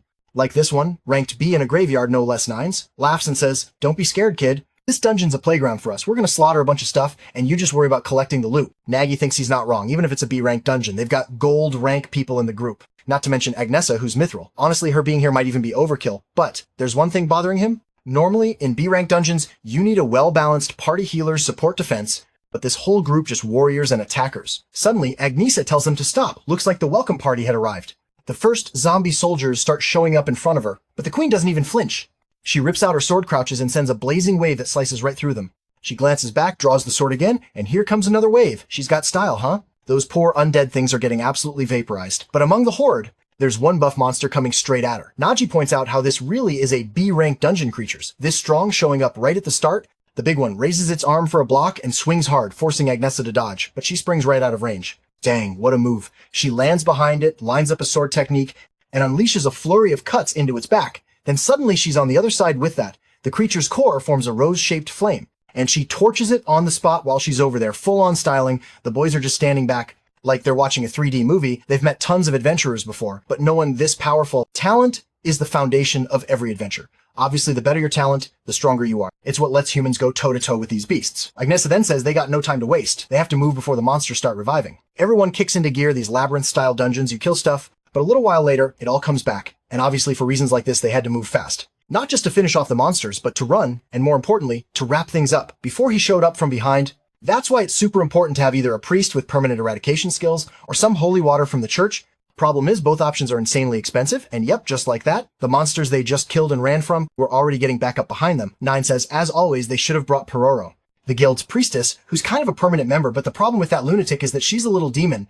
She charges money for literally everything she does. And, of course, in a cemetery dungeon like this, she hikes up the prices even more. Nines can't believe the guild's so broke that they can't even afford the damn Porora, but Agnesa tells him to stop whining. While Stoneman holds off the monster, she's pushing forward, and since Nines loves sitting back and recovering so much, he can stay behind and cheer her on or whatever. Confused, Maggie asks why Nines isn't joining the fight. He explains, unfortunately, he forgot his weapon. Maggie can't believe what he just heard. The dude came to a dungeon and forgot his sword. Nines tries to make excuses, but his two teammates call him out instantly. He's just hard-headed like that. Always forgets something. Nagi tells him to chill. He's got a bunch of backup weapons in his backpack. Just tell him what kind of sword he needs. But out of nowhere, Nines grabs Navi's head and headbutts him, yelling that he's an idiot. He tells him to listen carefully. Elizabeth Robus, Navi's just standing there thinking, what's up with this weirdo? Suddenly up ahead, Stum shouts that there's something weird going on with the monsters. There were way fewer than usual, and they were moving slower too. Agnesa takes a closer look, and sure enough, their feet are all sticky. Someone had laid down a bunch of goo-filled spikes on the ground. She's a little puzzled, but it's obvious who did it. Our sneaky little trap master? Turns out, since he knew the monsters would revive, while they were retreating, he'd been dropping traps behind them to slow them down. Nothing fancy, just some slime with spikes. Still, both Stone and Nines admit he's already more useful than Nines, who forgot everything a bit later. They're on the run again and someone's yelling about how many damn times these freaks are going to respond. Nines is over there complaining that if he had Elizabeth Robus, this would be a breeze. Agnesa tells him to shut up already. They didn't have time for whining. Finally, they spot the exit to the cave. She calls out to Stone and says, "It's your turn." He activates his talent shield bearer and slams the ground, raising a huge wall of stone. The horde of crooked zombies get stuck behind it. And he says it's handled, though not for long, but when he turns around and tells everyone to run, he freezes because they're standing right in front of a massive underground lake. Nines asks, "What the hell is this? Why is there a lake in the middle of a dungeon?" But Nagi's hyped. At least there's a little boat there. It's better than nothing. Clearly, this was the only way to cross Nines, though immediately says this won't work. That little boat isn't going to hold all their weight, especially now the Stone's armor, which is crazy heavy. Agnesa tells Nines to toss his armor, then you're not even fighting anyway. Nines is stunned, but Nagi agrees, tells him to toss it all into the backpack. The guys start ripping their armor off and throwing it in the bag. Agnesa just stands there watching and then freezes. Because, wait, did this lunatic seriously strip down to just his underwear? Yep, Nines is now down to his boxers. A short time later, they're on the boat speeding across the lake, and Nines wants to know what the hell that panic scream from Agnesa is all about. Just as he's about to say something, it's already too late. He's got a black eye and is swearing up and down that from now on, he'll never take his pants off again. Agnesa tells him to shut it and stop being annoying until he gets his weapon back, and he fires back that if he had his oath blade with him, he would have handled all of this on his own. She snaps right back at him. Bezip it, especially since he's the one who forgot his precious oath in the first place. Now he starts thinking about how a knight's oath is what holds all their beliefs together. Basically, they restrict themselves, set conditions, but in return, they gain enormous power. Danny's like, "Kurapika, lời thề của Nines khá đơn giản, anh không thể chiến đấu bằng bất cứ vũ khí nào ngoài thanh kiếm Elizabeth Robust." But in return, that sword became a legendary, unbreakable weapon still. Nagi asks why he doesn't keep that to himself. Most knights are careful not to talk too much about their oaths, otherwise people might use them as weaknesses. Agnesa agrees completely. The problem is Nines can't shut up. He talks so much about his sword that everyone in the city already knows. Nines just shrugs and says it doesn't matter when he's holding Elizabeth. He's invincible. She tells them to ignore him, that idiot's not worth arguing with. We need a sec. Where's Stone? I don't think I've seen him on the boat at all. Is he inside the backpack? With all the little stone creatures. Oh wait, never mind. He's behind Nagi. I'm losing it. Stone's there, saying that Nagi's backpack is actually more impressive than Nines. Sword, especially since it keeps spitting out. Good food, Nines agrees. Agnesa had stopped slaying zombies just to scarf down toast, so the group's cruising down the river, when suddenly, Nagi tells him to hold up a second, something was about to happen, and just like that, their little boat is surrounded. About 5 undead creeps paddling toward them. Nagi instantly realizes this boat's a trap. The whole setup is meant to get them drowned. Nines thinks it's ridiculous and asks if Agnesa knew about it, and still went along with it. She admits it was kind of inevitable. Of course they get ambushed on a boat like this. What were they supposed to do? Stay back and do nothing. The problem is, even if she expected a trap, she didn't think they'd be swarmed by this many enemies all at once. Even if she tried to intercept all the boats, they drowned her before she could finish. Suddenly, a voice from the back says, "I've got this." Once again, it's Nagi with the damn backpack. He hops out to the back of the boat and tells everyone that if they're fast enough, there's no problem. Agnes is confused. What does he mean that backpack will fix this? He just tells her to hold on? Then fush. He blasts all the air out of the bag, launching the boat forward at high speed. Agnes is wondering if that's some kind of wind magic. But he says, calling it magic is giving it too much credit. It's just compressed air that have been stored inside the backpack for ages, and now it's being released all at once. The downside to refill it? You literally have to leave the backpack open in the wind and wait the upside when you need to burst. Like now it flies, the zombies are shooting arrows, but they're flying by so fast that every shot Mrs. Maggie tells everyone to look ahead. They're heading straight toward a barrier, blocking the way the enemies were already waiting up top. Agnesa says, it's fine, she'll break through somehow, but Nagi doesn't want anyone else to step in. He says they already got enough speed. He just needs to add one more thing. Wind and fire have great synergy. Agnesa decides to trust him and activates her sword's attack just as she slashes. Nagi triggers the wind, burst again, flames combine with a gust, and launch forward like a wave of fire straight at the bridge. One poor undead on top doesn't even know what's coming, and the barrier instantly explodes, clearing the path. Agnesa charges through full swag mode. Moments later, someone asks, is everyone okay? That was too close. Agnesa says, now, only one thing remained, the dungeon boss. And that's exactly where he finds himself, right inside the Fortress of Death as they're walking through it. Nine says this place has everything, like Cave Castle. For a B-rank dungeon, this one's way harder than usual. Why does our guild always take on these kinds of missions? We could have picked an easy one with a nice reward for once. Agnesa answers that this is what they always do. He already knows that Stone turns to Nagi and tells him that it might be his first time, but he better get used to it at. Guild of theirs, they always go for the dungeons everyone else avoids. Nagi just replies that it's fine. As a porter, it's the adventurers who suffer. So for him, it's pretty chill. Agnesa tells them to focus. Even if it's only a B-rank dungeon, sometimes the boss that shows up is way tougher than expected. At least this one wasn't trying to hide since they were already face to face with it. The creature on the throne speaks up, calling them fools for stepping foot into his paradise. This time, the boss was a lick. The entire group knows a monster like that has no business showing up in a B-rank dungeon. And the thing with magical monsters is they're seriously unpredictable. Agnesa had already burned through a lot of energy just to make it this far, since she's been handling most of the fighting on her own. That meant she needed to finish this fast before anything unexpected happened. So she rushed in, but even though undead are supposed to be mindless creatures that just charge at their prey, the Lich was something else entirely, even in death. He craved knowledge and carefully studied his enemies. And the moment he saw Agnesa coming, he knew she was trying to protect the people behind her. And in that moment, he found the solution. In her sword/land straight into the throne, but it's empty. Alicia uses a blink spell to teleport right in front of Nagi, and then he speaks, "Fool, become my servant." He cast a curse spell. But of course, Agnesa does the dumbest thing imaginable and throws herself in front to shield Nagi. And just like that, the worst possible outcome unfolds. She's hit by the Lich's curse and becomes their enemy. Nines immediately tells Stone to grab Maggie and run. Both of them question him, how is he supposed to handle Agnesia alone? But Nines asks what they're even saying. A real knight never turns his back on an enemy. The guy's seriously full of himself, claiming he's got to admit he's kind of a badass, and he just keeps going saying Agnes has been fighting non-stop and that little flame of hers about to go out.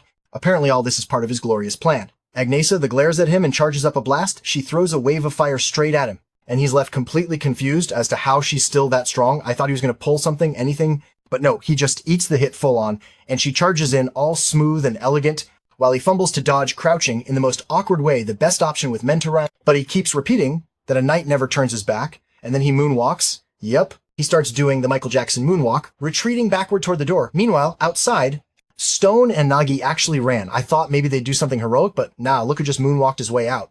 Nagi asks him if he wasn't supposed to hold Agnesia back. Nine simply replies that a knight never turns his back. Stone tells him to cut the speech already, he just turned his back on a whole horde of skeletons, but right then they stop at the edge of a cliff, and Nagi tells them to look down the undead they had managed to avoid earlier. Yeah, they had finally caught up.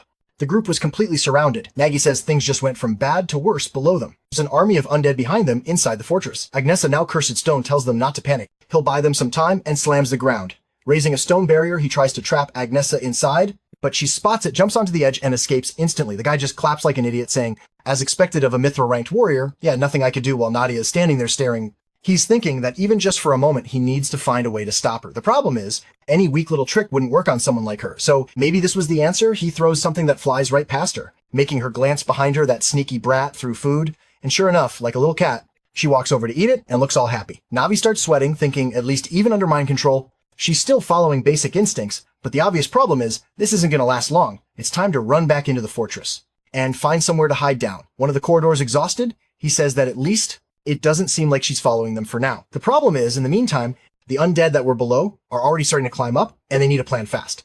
Nine says he knows, but nothing about this is going to be easy. Agnes is getting back up from a lich.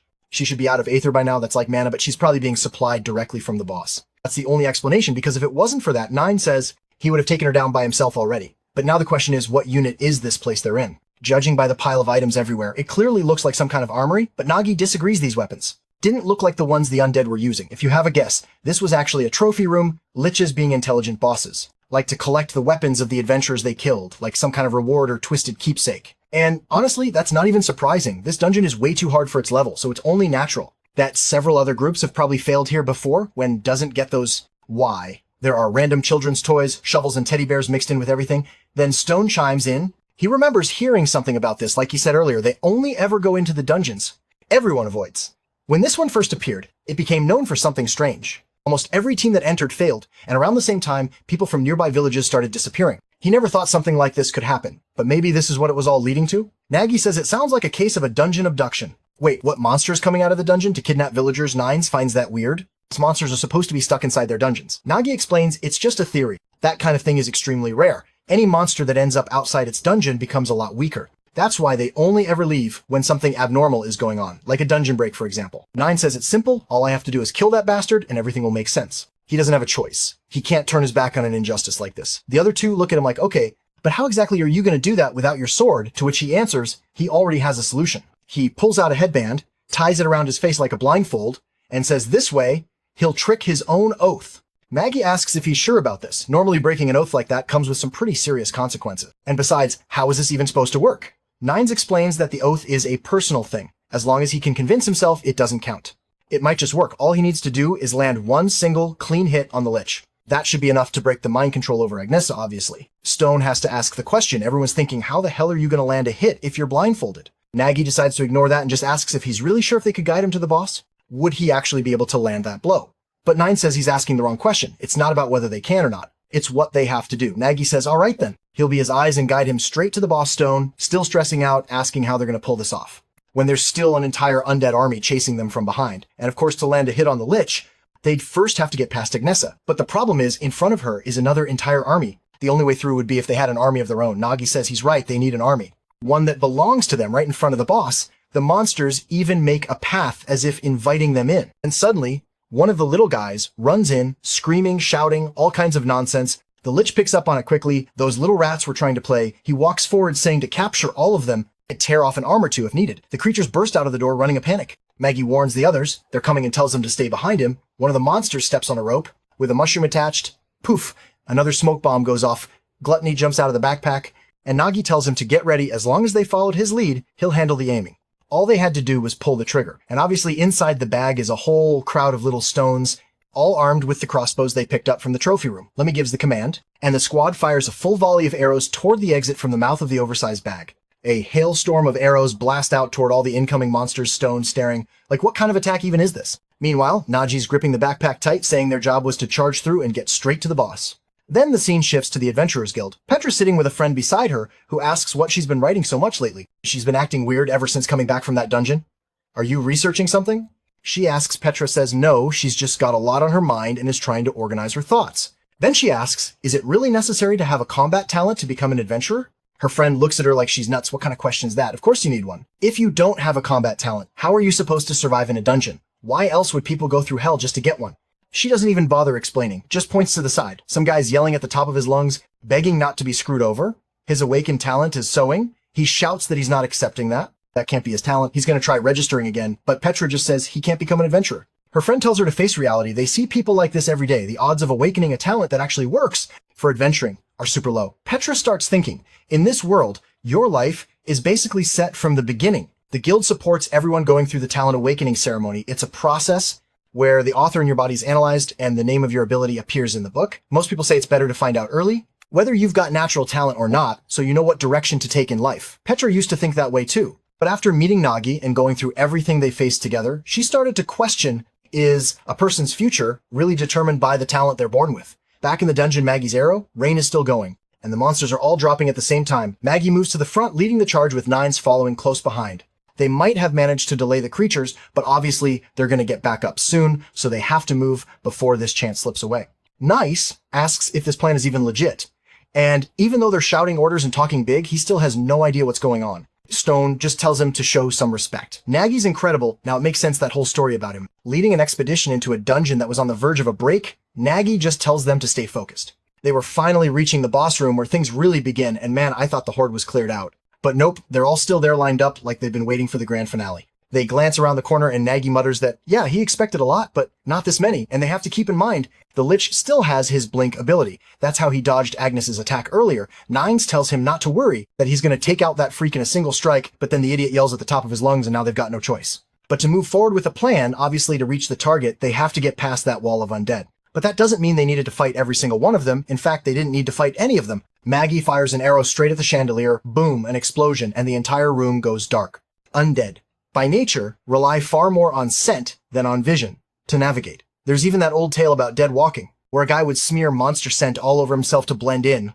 Wonder which one that is. Anyway, Nagi doesn't have any corpses to use right now, but his backpack's been absorbing the scent of this place for a long time, and now it starts releasing it as the odor spreads. They start moving through the troops. Nines asks what's going on, and Nagi just calmly says, they're sneaking their way to the Lich bit by bit. The group quietly advances while the Lich grumbles about some cheap trick. You filthy rats actually think something like this would work. He stretches his finger, conjuring a burst of fire that lights up the whole room, but then he looks around. Where are the rats? Stone slams the floor, Rays using a ramp above the undead army. From there, they approach from the Lich's flank, and Nines is already hyped, saying he can feel it. It's time for the strike. Obvious problem, Agnesa's right there on the left, so our boy checks a pile of food at her, hoping he's got a few precious seconds to pull this off. Nine says he gets it and leaps in for the attack. The Lich locks eyes with him, saying none of them are leaving this place alive. He raises his arm and launches his spell, you'll be torn apart. But bam, out of nowhere, he gets kicked straight across the room. Both Nines and Nagi freeze. Why did Agnes ignore the food and then it hits them? She already ate too much, damn it. That's how she maintains those thunder thighs. Stone's completely lost, doesn't know what to do. Maggie tells him it's not too late. Nines could still try again. But just as Nines lets out a battle cry, a literal goddess appears. She declares that Nike Nines has violated his secret oath and abandoned his honor as punishment. He shall be judged. Nagi realizes Nines isn't going to be able to do anything now, and the entire undead army is closing in. Stone tells him not to panic, he'll hold him off for. Now he punches the ground, raising another giant stone wall. Of course, that thing's going to last, 5 minutes tops, and now they really need a plan fast. Once that wall goes down, Stone's out of ether, they'll be drained back at the association. Petra's friend is still talking. Like she said, there are adventurers without talents. They're the ones who have an insane desire to become one and push through with enough training to reach the same level of strength, but in the end, the deciding factor is still ether. Only those with combat talents can build it up in their bodies. Low-level monsters, beginner dungeons, those can be handled by someone who took their training seriously, but once you start progressing, once you face real bosses without other, there's no way to win back in the dungeon. Nagi tries the Aerostorm trick again, but this time nothing hits the shots, just drop to the ground. And that right there, that's why not everyone can become an adventurer. Explosions and fire are raging all around. And Nine still hasn't done a damn thing. He says he's going to hold the attacks back and tells them to run while they still can. Our main guy doesn't want to leave, but his friend insists, saying it's his job to make sure everyone else makes it out alive. But the Lich just laughs, saying, it's pathetic. Did they really think anyone was walking out of here? If alive, the guy is forming a full-on black hole in his hand, and yeah, surviving that was not going to be easy. The attack blasts toward Nines, an explosion erupts, and the Lich floats midair in the center of the room, mocking them, saying they weren't even worth his entertainment to him. They were nothing unworthy of facing him, maybe watching former allies kill each other. Might be amusing. Agnisa launches at Nagi, her flames surging along with her. Meanwhile, back at the association, Petra is still reading and researching, still deep in thought about this whole idea of becoming an adventurer without a talent. Her friend shows up again and asks for the second time, why is she so obsessed with this? All of a sudden, she already explained that without a talent, you can't become a proper adventurer. Petra says she knows that, but recently she met someone who made her start to question whether that's really true. Then she asked Grisha, finally, we get this woman's name, how many times she thinks a porter usually goes into dungeons per year or week. Grisha thinks for a moment and says, at most, once or twice. Only the really crazy ones go 3 times a week, so maybe they do like 50100 a year. Petra says, yep, that's the average, but she knows someone.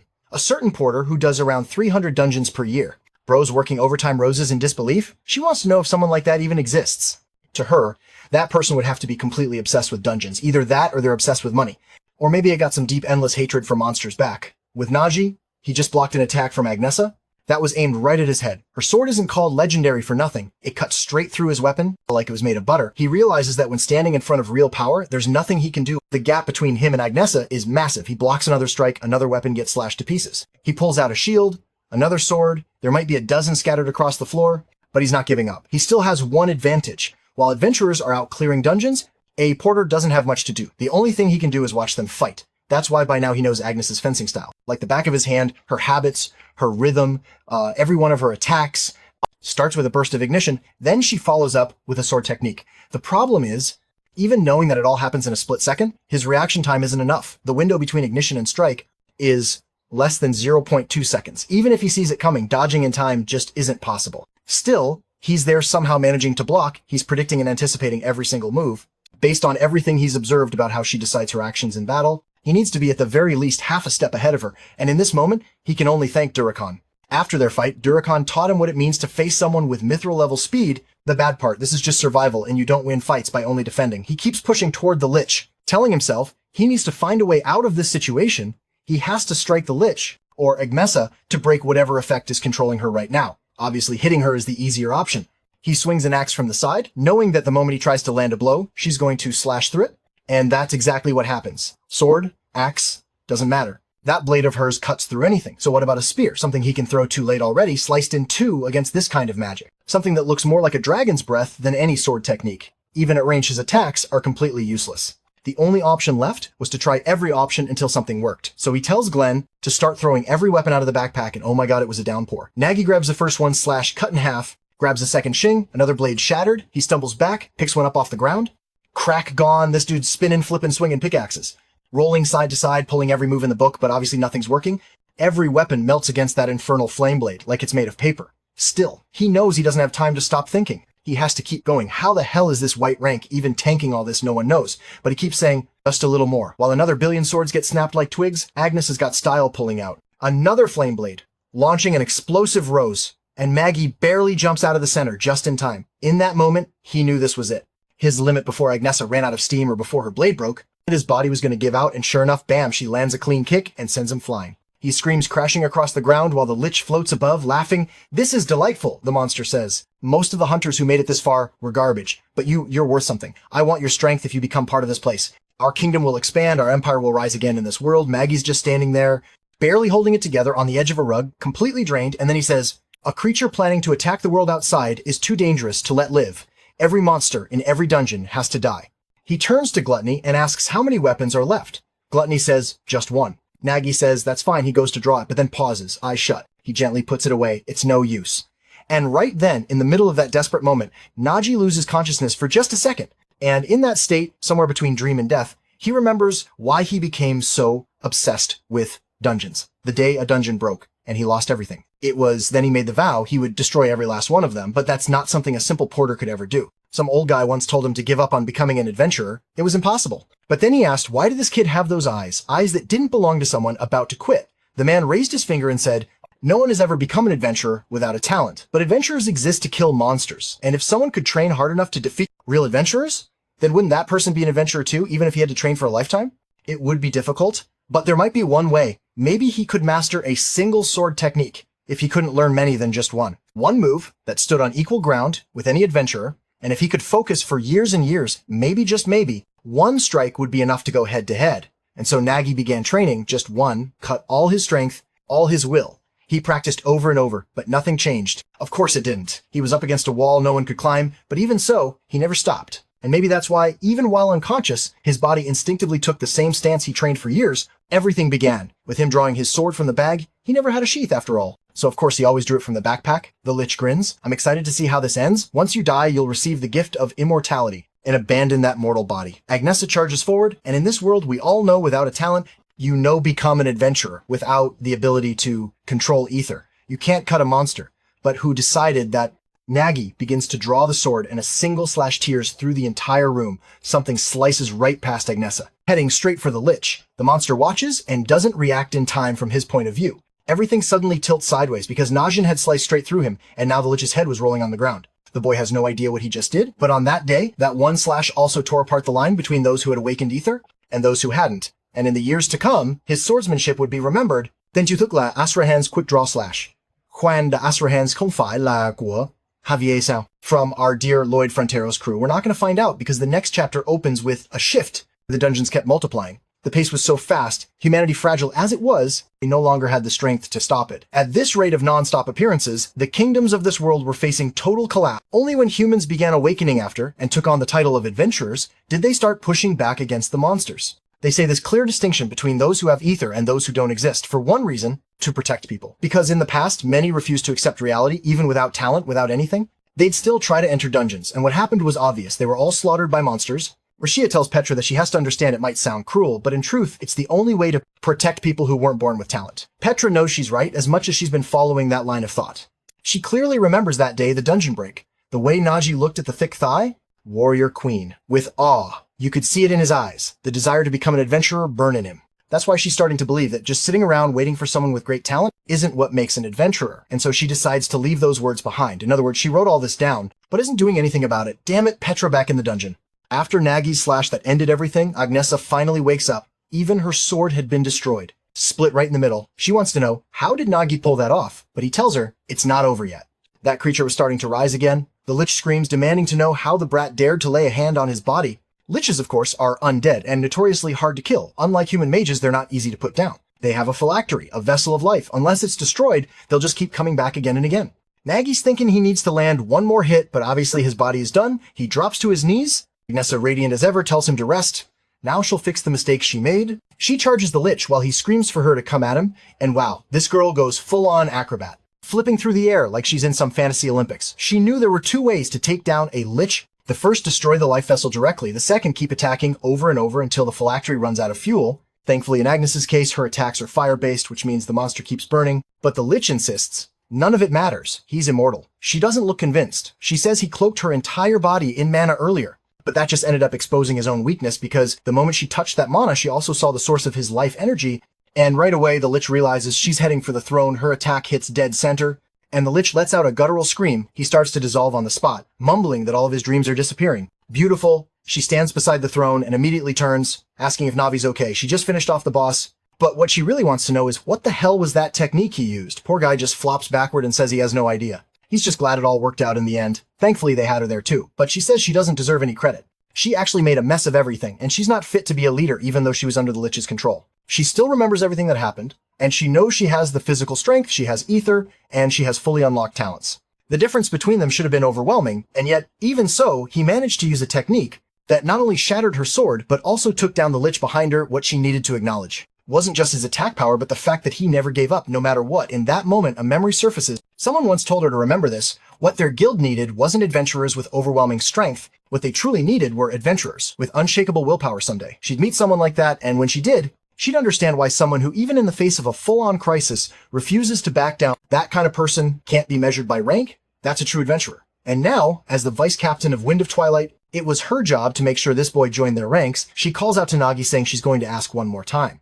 And their guild isn't the type chasing gold or fame. The only reason they exist is to eliminate dungeons and stop breaks from happening. And that's exactly why they're always taking the dungeons. No one else wants to touch. It's also why they're not out here recruiting the strongest fighters. They want people with resolve.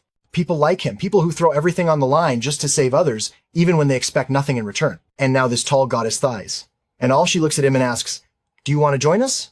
He's frozen, thinking about it. A guild focused entirely on preventing dungeon breaks that used to be his dream. But he never found anything like it. Until now, he remembers the old man who told him he was too late at. The village he cared about had already been destroyed, and Nagi wonders maybe this is what he really wants. He reaches out his hand, fingers tight together, and says if that's what she wants, then he'll give it a shot together. They'll put an end to dungeon breaks. She welcomes him to the team, and right then, Stone wakes up. He's confused. Groggy has no idea what happened. He looks up and sees Agnesa standing there. They catch him up, and from what he understands, someone/something.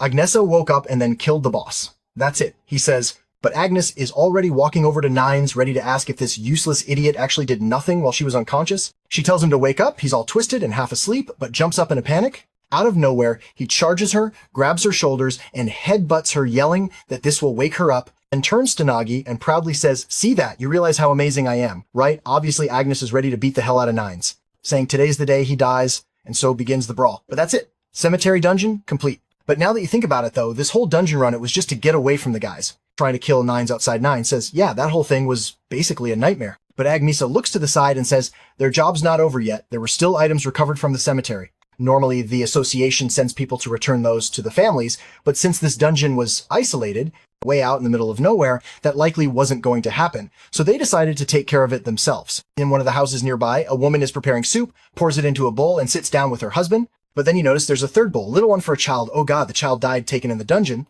Nagi knocks on the door. When they open it, they see the little bear in his arms, and that's it. The truth had to be told to Nines. This was often harder than the dungeon itself, but it was something that had to be done sometime later. All the items had been returned to the villagers on the way back. Agnesa says he's probably thinking they're going a bit too far. But this was part of what their guild stands for. Maggie tells her it doesn't bother him. That family, they used to make an extra plate of food every day, holding on to hope that their loved one would return, and now all he can think is how sad it is that the news they deliver today also took away the last bit of hope they had left. Agnes, though, says that in a way, it's better like this. At least the family won't be stuck waiting forever, not knowing if that person will ever come back or not. Maggie looks a little startled by that answer. Then Nines jumps in asking why a lich would be kidnapping humans in the first place. She replies that it's hard to say. All she knows is that cemetery tech dungeons tend to get more dangerous the longer they're left alone. But what really struck her as strange was what she saw in the final moments of that lich's life. He was crying, and she clearly heard him whisper, "It's an apology to the creator." That's a name adventurers don't even dare to speak. The world of dungeons is already filled with weird, unexplained things, and now she has a sinking feeling that something big is coming, a storm's on the horizon. Then she tells them straight, she doesn't know why the kidnappings are happening, but as adventurers, all they can do is keep clearing dungeons. Before it happens again, after that mission, they headed back to the city. Took about a week, and when they got there, something felt off. Maggie's looking around confused until someone reaches out a hand and asks for a coin. It's Nero. Nero and Distar. Turns out life hasn't been going so great for the two of them. Honestly, I'd almost forgotten about these poor guys, but hey, they're good people. They've been bothering the chubby, a little one for hours already. That's when she says that, from what she's heard, that kid's not even a real hero. So, yeah, they were all fooled. She tells him to go bug someone else. Even so, the two of them keep saying they want in, that they're going to follow him forever. She realizes they're not going to listen, no matter what she says. Then it's like she gets an idea to make them give up, so she tells them there's an entrance test. If they were eating, they didn't need to take it. Obviously, the two of them say they're in, so she goes, all right, then tells them the test is to gather 5,000 gold coins. They gave it their all, did as many quests as they could, but even after putting everything together, they didn't even have 500 How are they ever supposed to join this guild at that rate?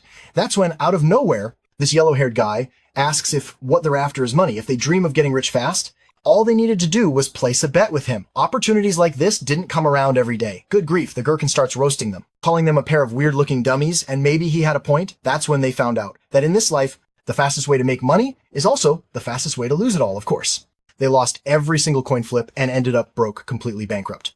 Nagi asks if they seriously got into gambling and have been starving for days. They say it's not exactly like that, but all he can think is that these two really are a couple of hard-headed fools. Still, he also knows the whole guild entrance test thing was just a way to squeeze money out of them. That's when they ask him about what happened with Agnesa, inviting him to the guild and him turning it down. He says he did turn it down, but in the end he accepted. Ashner pleads with him, asks him to please help them get in too, but then suddenly he stops and says he gets it. Now they need to pass the test because it's the only way to show what they got. The only problem is 5,000 gold is a ridiculous amount of money. So once again, they ask for help and Maggie wants to help. The problem is in that last dungeon, he literally broke every single sword he had.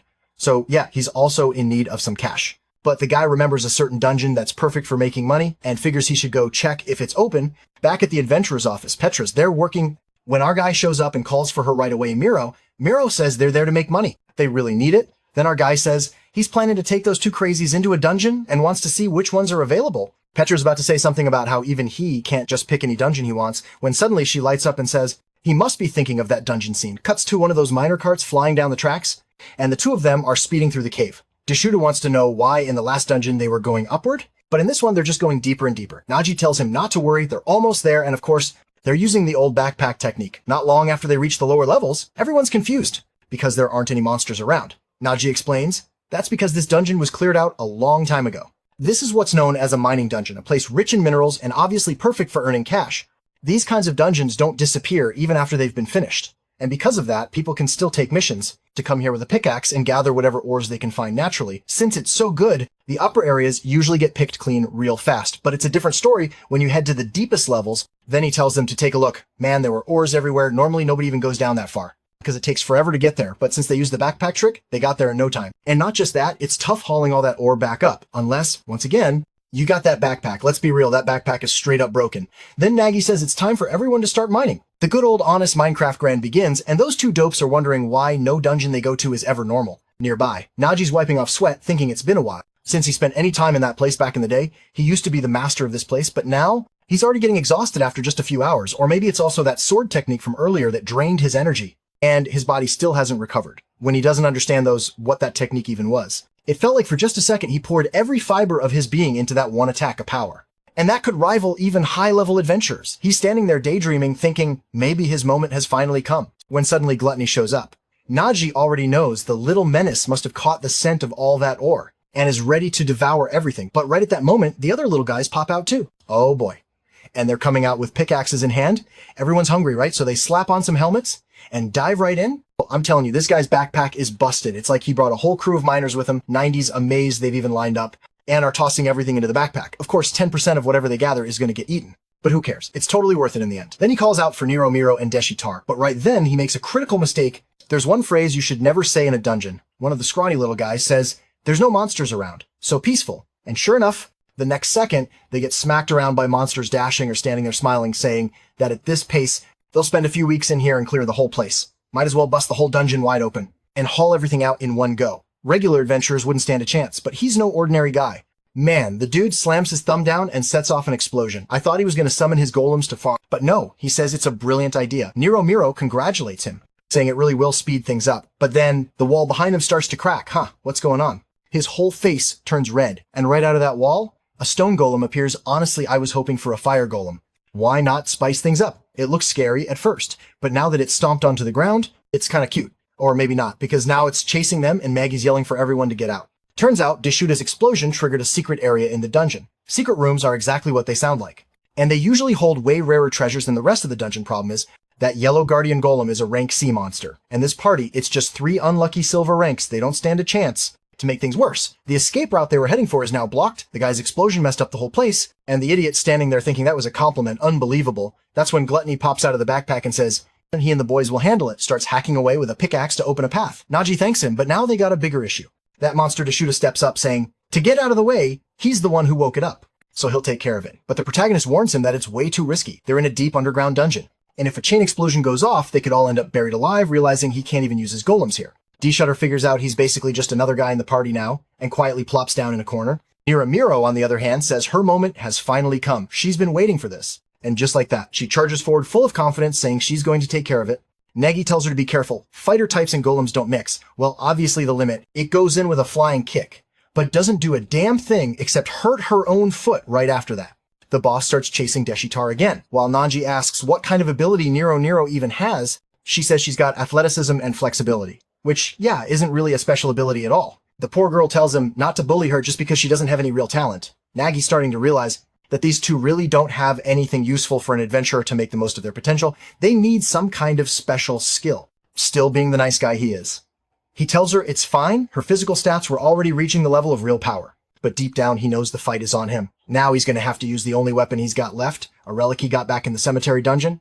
Wait a second, now that I think about it, we never even found out what kind of treasure he got. Stone wanted to sell it off right away, saying it was worth a fortune, and Nines asked for it too, said he liked the design. But of course, Agnesa shut both of them down. Anyone who didn't help out wasn't getting a single thing, took it for herself, sneaky as ever.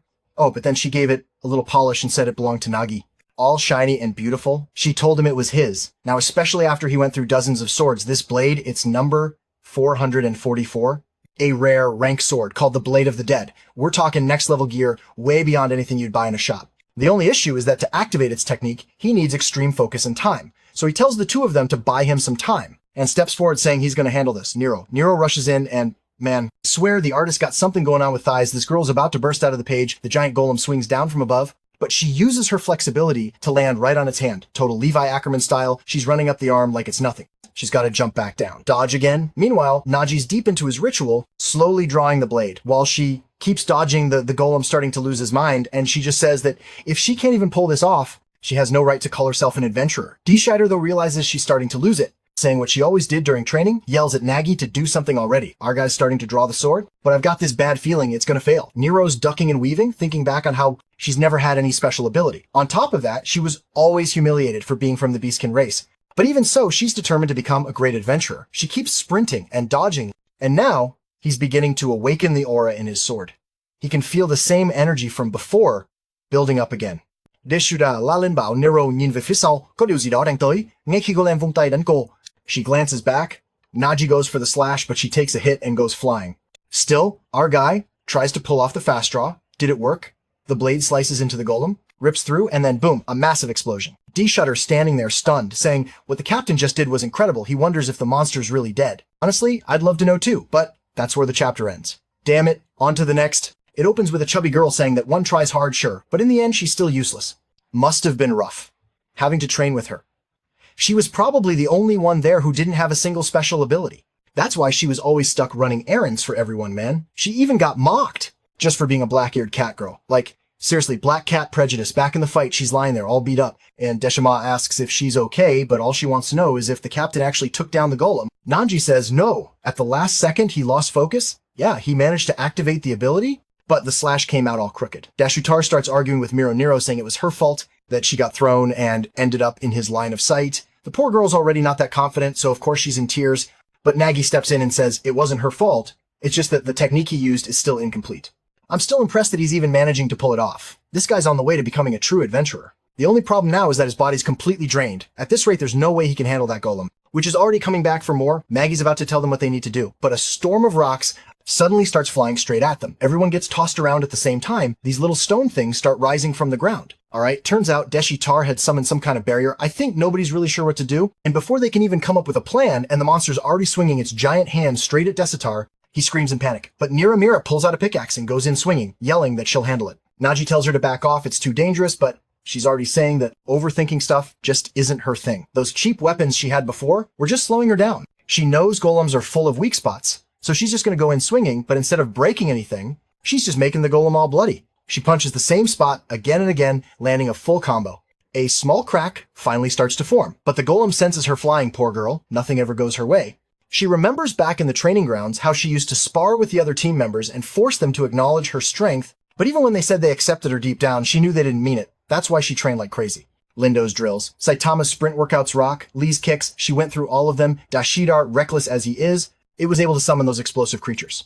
And the captain, he sliced half the golem in one clean strike. In the end, she felt like the only failure in the group if she couldn't do anything. How was she ever supposed to stand beside them as an equal? The golem goes in for another hit and Dashitar tells her to move, but she just says she's going to prove herself. Then something happens, some kind of explosion, and both of them freeze in confusion. Ah, what just happened was something Nagi seen countless times during his days as a porter, something that only happens to adventurers. And it's the moment of awakening. A glow surrounds the girl, and suddenly she finds herself walking across a lake. She's confused. It feels like just a second ago, she was in the middle of a fight, then someone ahead calls out to her, telling her to follow the path of battle. Standing before her is the monument of the martial artist, Gladiator Galatas, who tells her she's being blessed with martial strength to slay monsters and protect this world back in the dungeon. Nero clenches her fist and activates her special ability. The shockwave talent of the martial artist, her punch lands square on the golem's massive arm, and it looks like the whole thing shatters all the way to the shoulder. The creature's body twists awkwardly. She follows up with a barrage of strikes to its chest. The absurd name of the combo, Nian Nian. And the two clueless guys are just standing there with their mouths wide open while the golem crumbles like a puzzle. The next chapter talks about special abilities, which, let's be real, we already know all about. The difference in this world is that some of them only awaken when something important happens in your life. And of course, the ability that kind of reflects who you are. For example, Stone's powers are based on rock because that's his natural talent. But if you were plant-based, it'd be something with vines or roots. That's why even adventurers with the same abilities can end up with totally different versions. The little stones are all mining away when Nero walks up and tells them to relax. She's got this one punch and the whole area is cleared out. She tells them to toss everything into the backpack, but suddenly the girl starts swinging, collapses, completely drained. Nagi tells her to take it easy. That kind of ability burns through a lot of ether. She's feeling full of herself now, saying that she really is amazing. She's giving it everything she's got. Meanwhile, over by the rubble, Dasher's looking at this weird little blue thing. He just found it popped out of nowhere, right from the middle of the golem. Nagi explains that he's only seen it a few times before, but that's something called a soul resonance. Some necromancers, after defeating a boss, could kind of extract a part of it, almost like a pet. Dashira grabs it right away and claims it is his, but the thing suddenly disappears. Actually, it looks like it's being absorbed. Turns out he's fusing the soul of that golem into his own body, into his fingers, and right then, a soul mark appears on his hand. He lifts his hand like it's nothing, hits the summoning gesture, and acts like he's some Jun Wu shouting. Arise, the creature shows up just like when it was a boss. Huge and terrifying, but the energy is so intense that the moment it appears, it's already wobbling, and he commands the beast to kneel. Nero's mad about it. She did all the hard work. So why does his reward look better? Still, watching it all from a distance, Nagi can only think that this is how adventurers suddenly become insanely powerful practically overnight. It happens so fast, there's no way a regular person could keep up. Sure, he's genuinely happy to see them improving, but it's still frustrating. When he compares it to how long it takes him to do anything at all, he tells them to calm down for all their excitement about killing the Guardian. They still need to get through the secret treasure room. While they're on the way, he warns them to stay sharp. Just because the big guy's gone doesn't mean it's all clear. The two are already praying out loud for some high-quality loot. They're desperate for money at this point. Then Nagi asks something, why are Deshitar and Niru always together? Usually people from the training grounds end up going their separate ways. Dashitar says he honestly has no idea when they even became friends. That's when Nero remembers a time she was standing at the door, and there he was shouting for everyone to shut up while summoning a bunch of golems, claiming that in the future nobody would ever stand a chance against him. The one gifted with necromancy. Mira just says there's no need to even ask. It was kind of inevitable they'd end up as friends. Eshitar agrees, saying, of course they did. They're both incredibly talented in good things, are naturally drawn to each other, but now they're both curious about the captain. What exactly is that backpack of his? Strange stuff keeps coming out of it all the time, but he said from the start that he was just a swordsman. Nagi says he's a pretty rare case. Normally people get talents that match who they are, but in rare situations, someone receives something custom made, tied to a specific piece of equipment. That backpack of his is one of those rare cases. And yeah, most of the time, the stuff people get isn't even all that useful. Neuro says she wants to take a peek inside to see what it's like. He says he doesn't mind, but when she touches it, she can't even reach through. It's like there's nothing there at all. Then he reaches in and pulls out 2 lollipops. And it's kind of like magic only works for him. The two of them immediately say that this is the perfect skill. To make a fortune, though, of course, it's not exactly ideal for clearing dungeons. Nagi tells them not to underestimate it. He's already used it to launch several businesses. The guys run a restaurant, work as a delivery guy, and more. But in the end, he's not doing all this to get rich. What he really wants is to help other adventurers take down at least one more dungeon. And for him, that's enough. Finally, they reach the reward chamber. There are 3 little golem statues holding out their hands. Nagi knows these are what's called trade statues. If you give them something they're looking for, they'll give you a reward in return. But they don't need to worry. These ones never ask for anything valuable or expensive. All you have to do is observe. The first one, for example, looks like a farmer for one of these. All you have to do is offer something simple like, say, a potato, and just like that, the statue gives back a green gem. That alone was already enough to hit their gold quota. Then they move on to one that looks like a sorcerer. Obviously, it would need something a mage would like too, so he offers a magic stone, but the statue gets upset and splashes everyone with a strange liquid, which turns out to be a weakening potion. Unfortunately, now it's down to the last one. The zombie statue. The others tell him to be careful not to mess this one up. Since it's a zombie, Nero Miro's convinced it needs blood, or maybe human flesh?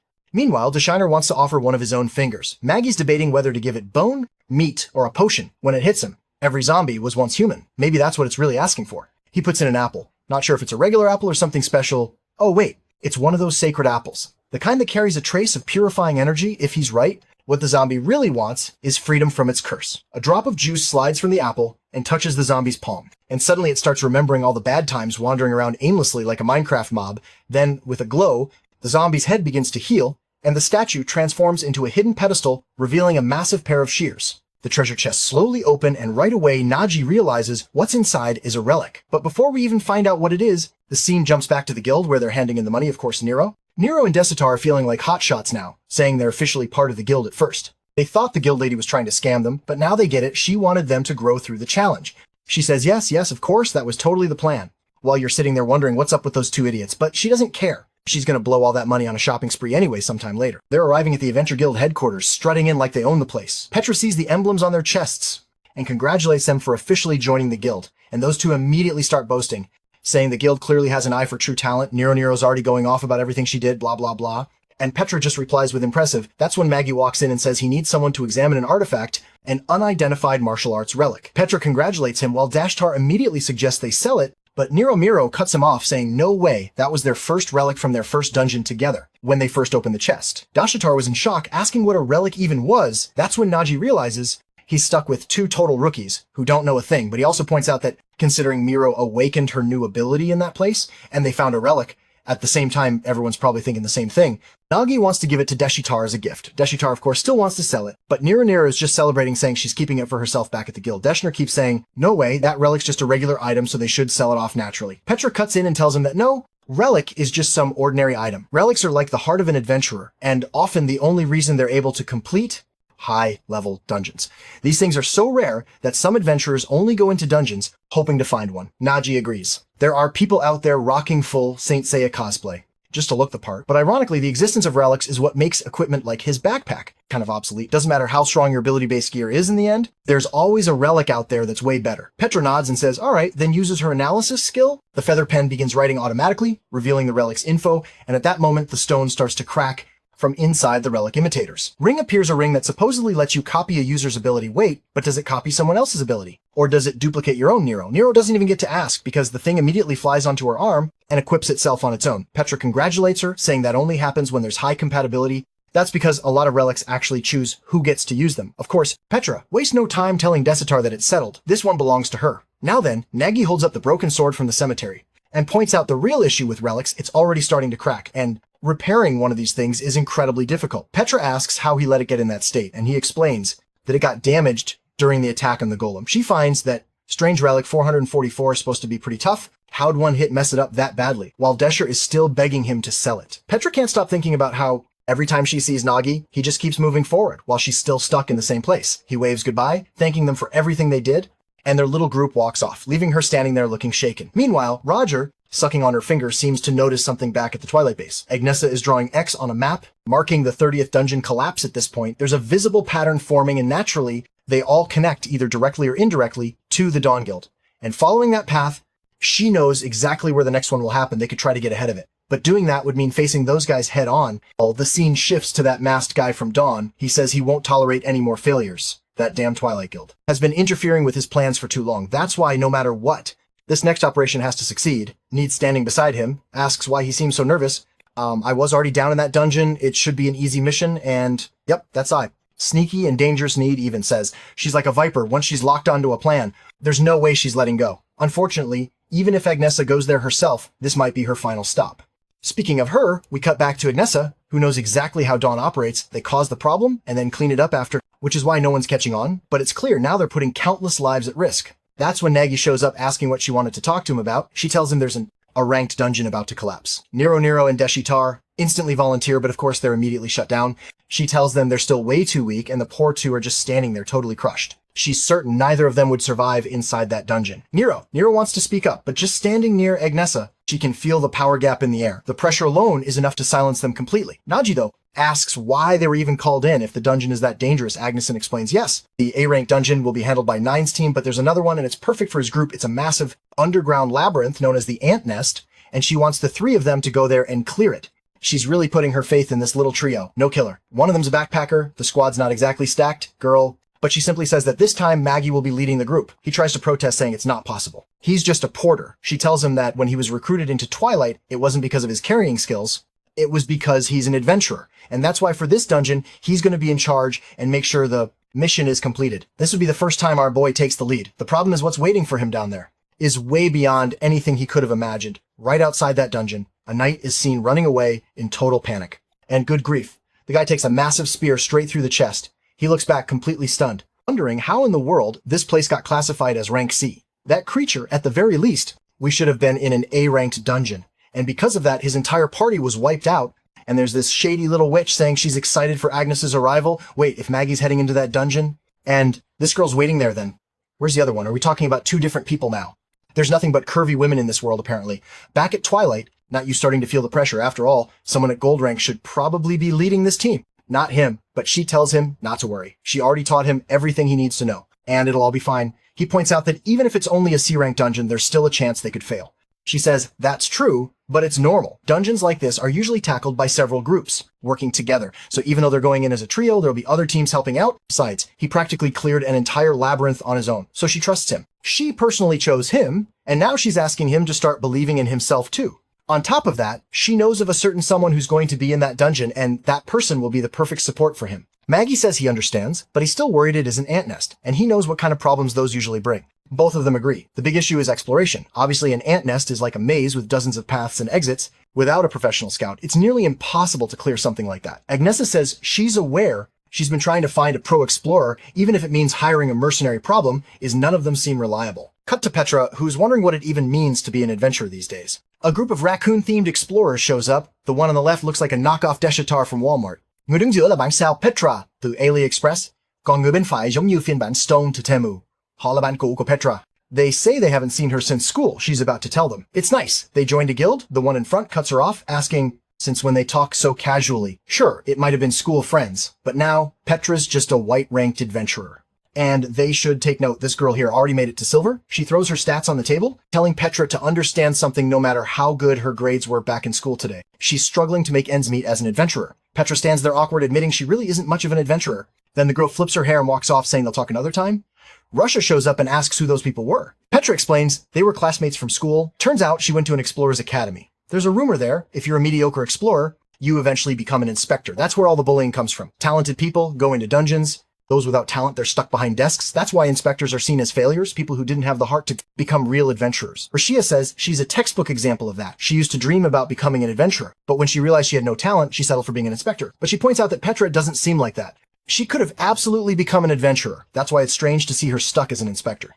Petra explains, it's because her grandfather is completely against it. Russia figures he must be a strict guy, but Petra says no, he's a total crybaby who begged her not to go. That's when Russia realizes this was never really Petra's decision. She gently asks her to be honest with herself. What does she actually want? After all, she's read some of the things Petra's been writing. Petra instantly gets flustered and tells her to quit it, but Russia says she feels the same way. She saw the way Petra looked at that backpacker.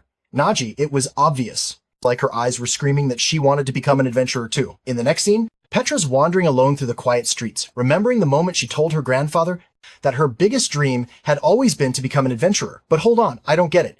That guy with the stone head, is he a statue or what? I'm a little confused here. The truth is, no matter how badly, Petra wanted to become an adventurer. She also wanted to make her grandfather's life easier after all. He was the one who raised her when she lost her parents. The problem is, this was the only dream she ever had, and maybe she shouldn't have given up on it so easily. Russia straight up tells her she's being an idiot. Her grandfather might want her to live a safe, stable life. But what he really wants is for her to be happy doing what she wants now, standing in front of the door. Petra's wondering if Russia was actually right, and when she steps inside, she announces she's there to take the adventure exam. She wants to change careers and stop being an inspector. The old man tells her he only has enough time before his tea gets cold, and that besides this isn't worth it, she should stick with inspection. Hector says, maybe so.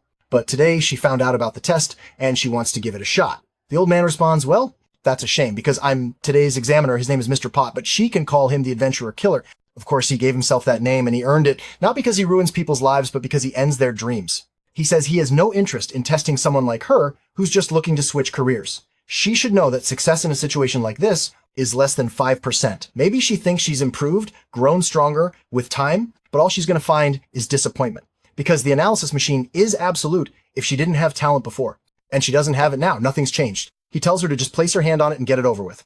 In his head, he's already thinking how sad it is, seeing yet another girl put her hand there and walk away crushed. Because once again, the machine's verdict won't change. But Petra can't help but wonder if this is really the right thing to do. She knows she's going against her grandfather's wishes, but her heart didn't change just because she wanted to become an adventurer. This isn't even her only dream. She remembers something she once asked. Nagi, why did he keep risking his life in dungeons, working as a porter, and you replied like it was nothing because someone had to do it? Is someone so casual, so detached? But she understood exactly what he meant entering a dungeon without the protection of Aether. It was like stepping into fire, and yet he still chose to make a difference. She felt ashamed. Ashamed of doing nothing when she had natural talent at that moment. There's a knock at the door outside. Rash is waiting. She says, it's kind of ironic, Petra went in and took the test again, and she wasn't even in there for 30 minutes. So obviously the result is what you expect. But then she notices something in Petra's hand, a little golden badge. Petra walks past her without saying a word, while Russia just mutters that it's a shame. Petra really was a great coworker. Back to our guide. Nagi's talking to Agnesa, saying it's hard to find adventurers like that, and even harder for something like this. Ant Nest mission, it's insanely dangerous. Agnesa says she knows the problem is it's scheduled for tomorrow morning. There's no more time. Nagi says, well, we're screwed now. It's like a scout's gonna just fall from the sky and then knock someone's at the door. Wait, change outfits. What, the Petra just walked in? Like she's ready to take on the world? Girl came prepared. Both of them are staring, thinking whatever wish was just made, it worked. She's radiating confidence. We cut to that other group of explorers, and they're freaking out, saying this has to be some mistake. How did that white rank girl suddenly jump to gold? The red-haired one agrees. She's never heard of something like that before. The guy with the mustache says he doesn't know either. But apparently her talent was so intense, it broke the machine. The butler steps forward, squares on his entire reputation that the result was valid. She earned it. Not long after, as he reheats his tea, the old man says it's been ages since he felt this way. Finding a rare gem like her out of nowhere, that's something truly insane. Suddenly the red-haired girl shows up again saying they got a problem. Turns out that Petra, the same one who showed up yesterday and took the gold rank test, is actually the granddaughter of a certain someone. When the guy hears the name, he straight up drops his tea and says they're screwed. Meanwhile, the team is getting ready to head into the dungeon, and honestly, I'm still not used to this version of Petra. 2.0 Maggie asks if she's still bothered by what she said earlier, but she just replies that she doesn't even remember what she said. We see Agnesa telling Petra that she knows there's nothing wrong with her, but if she really wants to join the guild, there's one thing she needs to ask. What are her goals as an adventurer? If she came face to face with a monster that couldn't be beaten, what would she do? Fight or flee? Before answering, Petra remembers what Nagi once said about situations like that, and then she responds in a case like that. You just play dirty load up on armor and use every cheap trick in the book. Agnesa stares at her, kind of disappointed. Then she turns to Nagi and asks what he do. He stands there really thinking it over. He's already faced off against unbeatable enemies like the Lich and Agnesa herself, so he says it doesn't matter who the opponent is, you have to have the will to charge in and defeat them, no matter what. Agnesa gives him a thumbs up, while Petra says, that's not what you told me last time back in the carriage. Petra's thinking that in the end, all she can really do is give it her all. But then Mira calls out to her, and of course both she and Deshatar are complaining that it's unfair.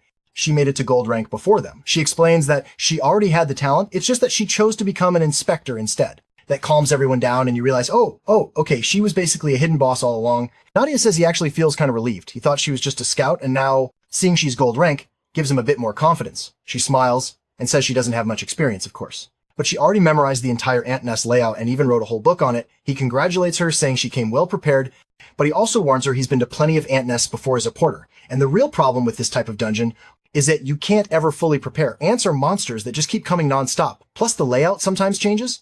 So she better brace herself for what's coming. Standing at the tunnel, entrance, everyone's excited. From above, Petra observes the crowd and says that judging by the number of people, it really is a C rank. Nagi agrees, but reminds her this is a raid dungeon. It's made for multiple teams to work together. And not only that, but this particular nest is bigger than what he's used to seeing. That's when someone asks who they are. A guy behind Nagi steps forward and introduces himself as the raid leader and a member of the No Answers Guild. His name is Gerald Gold Rank, and he's clearly a weirdo. He locks eyes on the most obvious thing about Petra, her shiny golden pendant. Then he says, you must be the captain. She shakes her head and points to Nadia, saying, nope, it's this guy here. The porter, Gerald, notices Nadia's white ranked badge and bursts out laughing, acting all creepy and drooling while he's dying of laughter. Nadia, these teammates who think he's some kind of cage beast, which, let's be honest, he kind of is, just not for the reason they think. They're watching him laugh like he's insane. Petra's not letting that slide. She steps forward and tells Gerald, it's pathetic to judge someone based on a badge alone. And man, even his nose looks weird, with that strange tongue of his.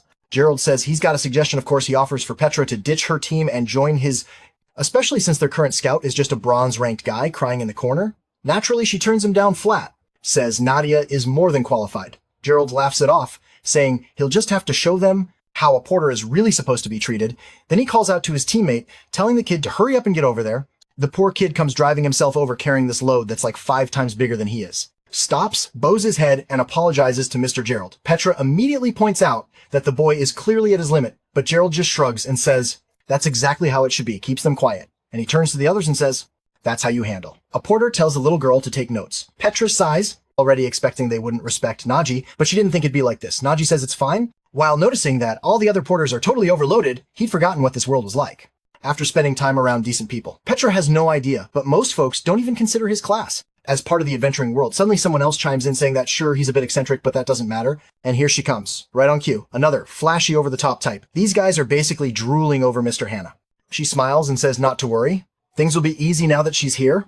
Yeah, she's feeling herself a bit too much. She's a bronze-ranked priestess, acting like a legendary heroine. Naturally, all the fools around her are falling all over themselves for her. Gee, wonder why. She turns to Nagi and says, you should be grateful she's there, or else their team would have already failed. Then she throws in a little pose and tells them to hurry up. She's sure this is going to be a delicious little adventure, right? You already know this is going to be a disaster, and on her shoulder, a little snake. Yeah, clearly the one who's going to screw everything up. Nagi immediately notices the thing on her back. He feels something off, and Petra asks, what's wrong? He says, it's nothing, just a bad feeling for now. They'll stick with the group like they were told, and so begins the descent into the ant nest, completely different from other dungeons. Adventurers have a nickname for it, the Mouth of Hell.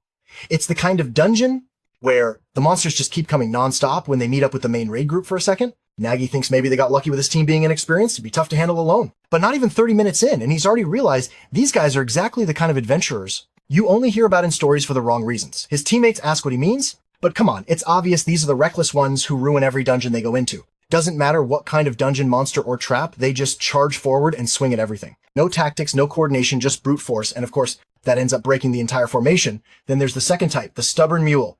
No matter how many hints or warnings you give, they keep making the same dumb mistakes. One of the big guys, cheeks puffed out, snaps that they're the main group and tells everyone else to quit, acting like they're in charge. But obviously they keep heading the wrong way and wondering why it all feels like a maze. And finally, the last type, the flirts, but one's more interested in romance than surviving. Johanna's right there flirting with the clown who's acting all smug. Worst kind of party members. The ones who think they're in some fantasy dating sim instead of a death trap full of monsters. Nagi realizes this entire group has every ingredient for failure. One thing about ant dungeons is that they tend to respond regularly. When adventurers come in and wipe everything out, the ants just repopulate, so clearing it is more about cleanup than extermination. And maybe that's why this group is focused on speed, just rushing through everything instead of taking their time. The problem, the faster they move, the more the porters are getting left behind, totally exhausted. If the porters die, these guys are going to have to start hauling their own gear, and they'll be way less effective. But they don't care. Maggie asks one of them if they want help, but the guy waves it off. He says he's used to it, so don't worry about him still. Maggie offers to store their bags inside his, but they refuse. This is their job, and they're not giving it up no matter how hard it gets. The problem for our boy right now is that he's more worried about these so-called adventurers who are clearly about to ruin everything. Suddenly, one of them stops and yells, asking what the hell everyone's doing. He screams at the others to move their useless selves already. Petra steps up and tells him that's not how you clear a dungeon. The porters are exhausted, but he just scoffs and says porters are a disgrace to real adventurers. She was starting to feel some sympathy since her own leader used to be one too. That's when the guy pulls out a pouch of money and says he's going to prove just how worthless those guys are. He tosses 10 coins onto the ground and says, whoever brings them back first gets to keep it. Petra tries to warn them about the risk, but the poor porters all bolt toward the coins, shouting that it's worth more than a day's pay. The moment one of the kids touches a gold coin, though, a swarm of ants starts rushing in from every direction. The kid turns around terrified, but at least Gerald actually steps in sword drawn and slashes through all of them. He saved the kid, sort of, at least the boy didn't die. Nigel admits the guy's got a trash personality, but skills? Yeah, he has them still. That doesn't mean he's okay with using a poor porter as bait. Even though Gerald wiped out the enemies with the kid on his foot, porters usually don't wear armor since their whole job is carrying supplies, not fighting. And to make it worse, even though they got a healer in the party, it's not like she's going to pay attention to someone like him. Maggie speaks up, saying the kid could have died, and asks if this is how they always do things. Gerald snaps at him to stop defending his kind. He says, this is how business works. They're getting paid. And he handed out money. He turns to the injured kid and asks if he's mad. The boy says no. He's actually happy. Then Gerald steps right into Nagi's face and tells him to get it through his head. That's how you treat a porter. Just because he's the leader of a party now doesn't mean anything's changed. The mustache guy jumps in and says, the mood's getting kind of gloomy, so why not use this little argument as a chance to split up and cover the different areas? They got 3 zones ahead. Why not let Nagi's group handle one while they take care of the rest? Maggie thinks maybe that's not such a bad idea. The problem is, people like this rarely let you leave without strings attached. Still, anything's better than staying around them. So they sort of agree to it. Cuts to zone 1. They're rappelling down a rope when they reach the bottom. It's a massive open chamber. This was it, the real nest. Up until now, everything had just been tunnels. Meanwhile, back with the others, they're all laughing, saying that gold-ranked idiot doesn't even know that area should be avoided. All they have to do is wait until those chumps attract the monster's attention, and their own dungeon path will be a breeze. They have no idea. They just sent the group straight into the death whirlpool, and yeah, looks like Petra didn't know either, or maybe she just realized it now. She shouts that there's a monster swarm coming. She thinks it's coming from below, but nope, the creatures are descending from above. Nagi's standing there, thinking he still doesn't understand why Agnesa made him captain. A porter like him was nothing but a joke, but if this role was given to him, he's going to live up to it. He tells everyone, get ready for battle. He charges in first and orders Nero and Desitar to cover the flanks. The first attack comes in. He already knows. The ant strength lies in those quick stabbing legs, but he's used to Agnes's speed. This is nothing. He dodges the first blows and circles behind one of them, stabbing it right in the gut. Being a porter, he's seen the weak points of countless monsters. After all, once the adventurers do the killing, it's the order who has to go examine the body, and over time, you learn where each monster's weak spots are. He lands the first clean/dead center, and immediately charges toward the next two. He also knew about how ants communicated using pheromones. That's why he threw in some stinky mushrooms to mess up their scent trails and throw off their coordination. Neuro compliments him, saying the captain's really on point, but now it's her turn. She charges in with her knife, and Nian punch and sends 4 of them flying. That's when we finally see how that copycat ability works when she uses her skill. The creature mirrors it right after. Ashardar says he's not getting left behind either, and charges forward with a swarm of golems up on top of the creatures. Knife can't help thinking how much easier life is. For those who use ether, there's no need for analysis or hesitation. Even so, he tells everyone to be careful and not to waste too much energy. Then suddenly, the ground starts shaking, and he wonders what kind of tremor it is. He tells Petra to use her ability and figure out where it's coming from. Poor thing's frozen in place, trying to focus mumbling stuff about what she learned back in school. But the moment she sees an ant charging straight at them, she panics, starts crying, and bolts. Nagi realizes that in the end, she really is inexperienced. The fight's turning into chaos. Normally, it's the explorer who's supposed to call out monster positions now. Their firepower is stuck all the way on the other side. Neru's trying to recharge her ether, and Deshitar's out of fingers to summon anything while blocking an attack. All Nagi can think is that he's supposed to be the captain here, but he's barely managing to hold this battlefield. Either being on the front line is a whole different story compared to hanging back and watching with a backpack on, and for all the criticism he threw at those 3 saboteurs.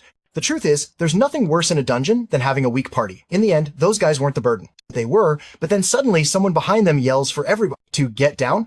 Unless they've got a death wish, the guy whips out a fishing rod and unleashes a lightning / that cuts through everything in sight. Wait, what? That guy's a white rank swordsman. Aren't white ranks supposed to be weak? Apparently he's one of the people Agnesa mentioned. Oh yeah, that's what she said, right? That someone would show up to help next chapter opens at the Twilight Base 9s is asking Agnesa if it's true. Did she seriously send the newbie to that guy? She casually confirms it. Yep, she sent all of them to be trained by Mr. Poo-Poo. Clearly this isn't great news because the 2 immediately call her a demon for doing that. Those poor kids just became adventurers. They'll never survive the perv of the guild guys. It's one of your own. Back with Nagi still confused, asking who this guy even is. He's never heard of anything about this swordsman rank. Either Petra immediately asked Nagi if he saw what the guy just did. He took out all those creatures without even using a special ability. Maggie says of course he saw it. And he wiped everything out using nothing but a stick pew-poo, then asks why they all look so stiff. He's there, help just like Agnesa asked. That reminds Maggie of their conversation when she told him she had someone perfect to support him. He'd asked who, and she just said not to worry. He'd know who it was when he saw someone with a certain personality. Maggie asks if he's the guy with the personal issues, to which Pooper responds that Agnes is being pretty harsh with that description. Deshitar vanira mira nyang seranta chong kakwento. Oh, that's right, he's the guy who robbed them in the street, that jerk with the yellow bear head. Even says he has a pretty generic face, might have been someone else, then tells them to let go. He's here to help. The rookies like Agnes are requested still. He's clearly unimpressed, saying, the new recruits from Twilight Guild are total garbage. Maggie tries to calm them down, but Poo-Poo just keeps going.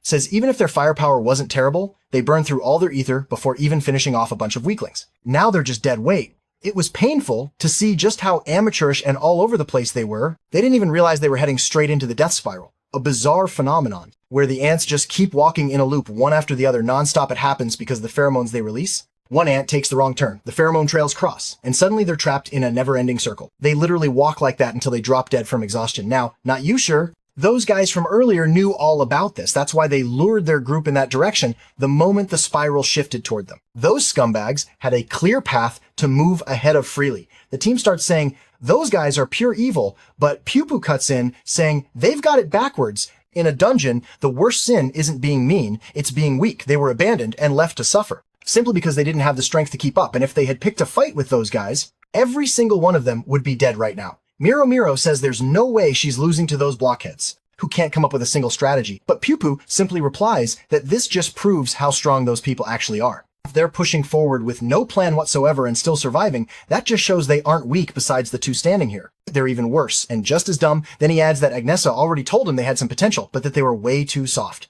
That's why he was given permission to train and discipline them however he wants. Nero instantly says, no thanks, there's no way they're trusting some weirdo. They just met. But Pupu says, maybe this bit of info will change their minds. He was the one who trained Agnesa. When she was still a clueless rookie adventurer, the moment everyone freezes in shock, he changes expressions completely and announces that the lesson is starting charges in immediately and tells everyone to come at him back at the guild. Miss Hungry's sitting there thinking to herself, that mindset really is the most important thing for an adventurer. But if you don't have the strength to back up those goals, then they're as fragile as cotton. That's why she hopes this mission will help them gain the power they need to truly become companions back in the dungeon explosions everywhere. It's like some sketchy website. Everybody's getting whacked from every direction the poor crew can't believe. They're already collapsing under the pressure. Nero decides she's going all out. She'll use her ether and blow up the whole area. But Pupu says she's way too honest with her attacks, dodges easily, and suddenly appears out of nowhere. He says that unfortunately, her movements are still too predictable and smacks her hard in the shin. Her whole leg lights up red. And he immediately calls out that it's obvious. She just learned that ability the way she's using it, like a total amateur. She gives up and says fine, she was forced into this anyway. Naturally, she summons her new brutal golem PU. PU compliments her, and Deshitar starts getting all proud, only to get smacked right in the head with the rod too. Pupu explains that the bigger your summon is, the slower your body becomes. Then he says it's time for the next one. And this time, the attack is headed straight at poor Petra, who just started all this.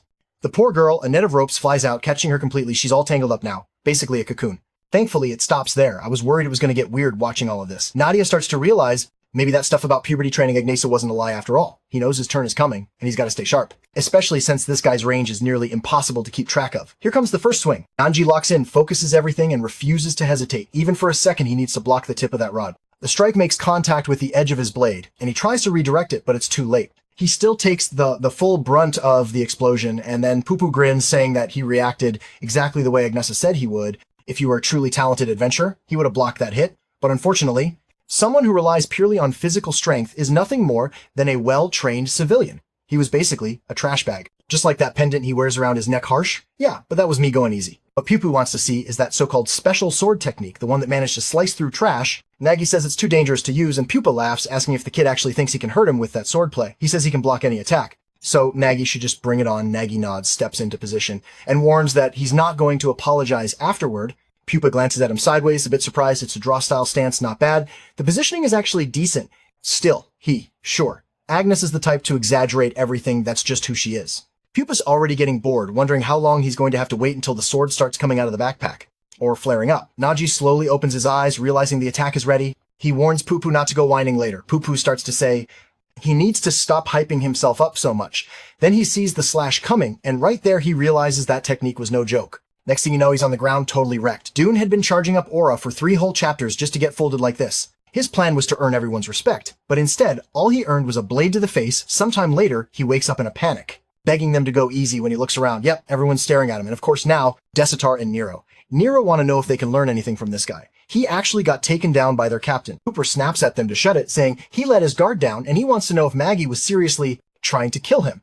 The kid needs to realize he didn't survive that attack because he's amazing. Most people would have died from something like that. Maggie says he did warn him, it was dangerous, but Pupa fires back saying, warning someone doesn't mean you get to blast them with raw aura. Out of nowhere thing is, our boy has no idea he even used aura, and that's when it hits Pupu. This kid doesn't even know the kind of power he's got if he had mastered that ability. PU would be dead right now. That's not some basic attack. This is a power he's only heard of from the Forbidden Eras, but why would a simple porter be able to manifest something like that? Now it makes sense why Agnesa was keeping an eye on him. Pupu says fine. The kid's impressive for his level, but now it's time for round 2 of training. He's going to show Nagi exactly why he's Agnesa's master. Maggie asks if he's stronger than Agnesa, and Pupu says, well, that's part of it. But the real reason isn't just because he trained her, it's because of his vast knowledge of ether.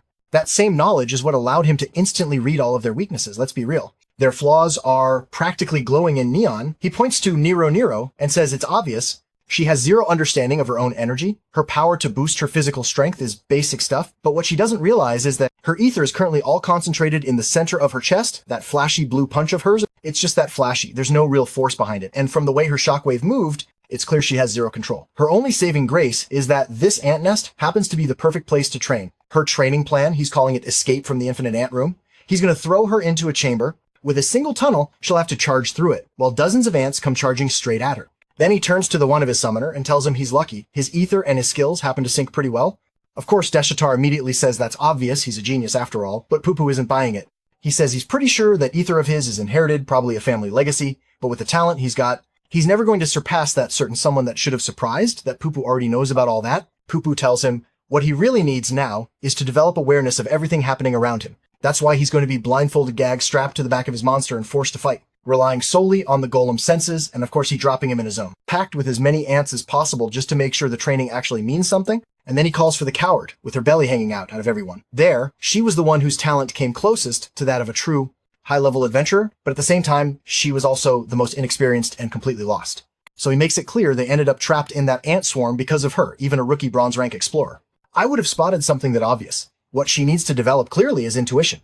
She'll be taken to a pitch-black cave, no sight, no sound inside. She'll have to rely purely on her instincts to move. Her objective is to reach the center and find something. He hid there, but she better be careful because there are countless sleeping ants in that cave. And the moment she makes a sound, she's done for. Then he turns to the Porter kid and suddenly lunges at him. Nagi reacts, immediately draws his sword and blocks Popo. Tells him straight up, their training is going to be a fight, a real one. As the sparring starts, Popo points out the boy's first issue. He overanalyzes everything. He's always looking for patterns, habits, trying to break things down, but that doesn't always work, especially in dungeons, where what you face is often completely unknown. He has to be ready to deal with stuff that's beyond what his calculations can cover. Popo knows Nagi developed this fighting style to overcome his lack of physical strength. But now that style's turned into a ceiling, one that's holding him back, he's already figured out that the boy has an inferiority complex. And that's the very thing keeping him from becoming a real adventurer. Nagi snaps back saying, that makes no sense. Poo-Poo just told him earlier that if he had even a little bit of talent, he would have easily blocked that hit.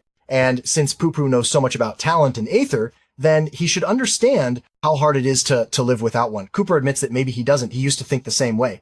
But after studying ether deeply for years, he learned something important. As Nagi probably already knows, there's something in this world called awakened ether. And there are 3 ways it can awaken: through talent, through equipment, and through an unknown method. Obviously, awakening through talent is what 90% of adventurers experience. It's that letter you receive when unlocking a new class or profession. That's the easy path. The moment your talent awakens, you're changed forever. Even a guy who's never touched a sword before, if he awakens with the swordsmanship talent, could wipe out an entire squad of trained knights. Nagi says, yeah, he already knows all that. It's obvious. Poo-Poo tells him he should really start paying more attention to his own case.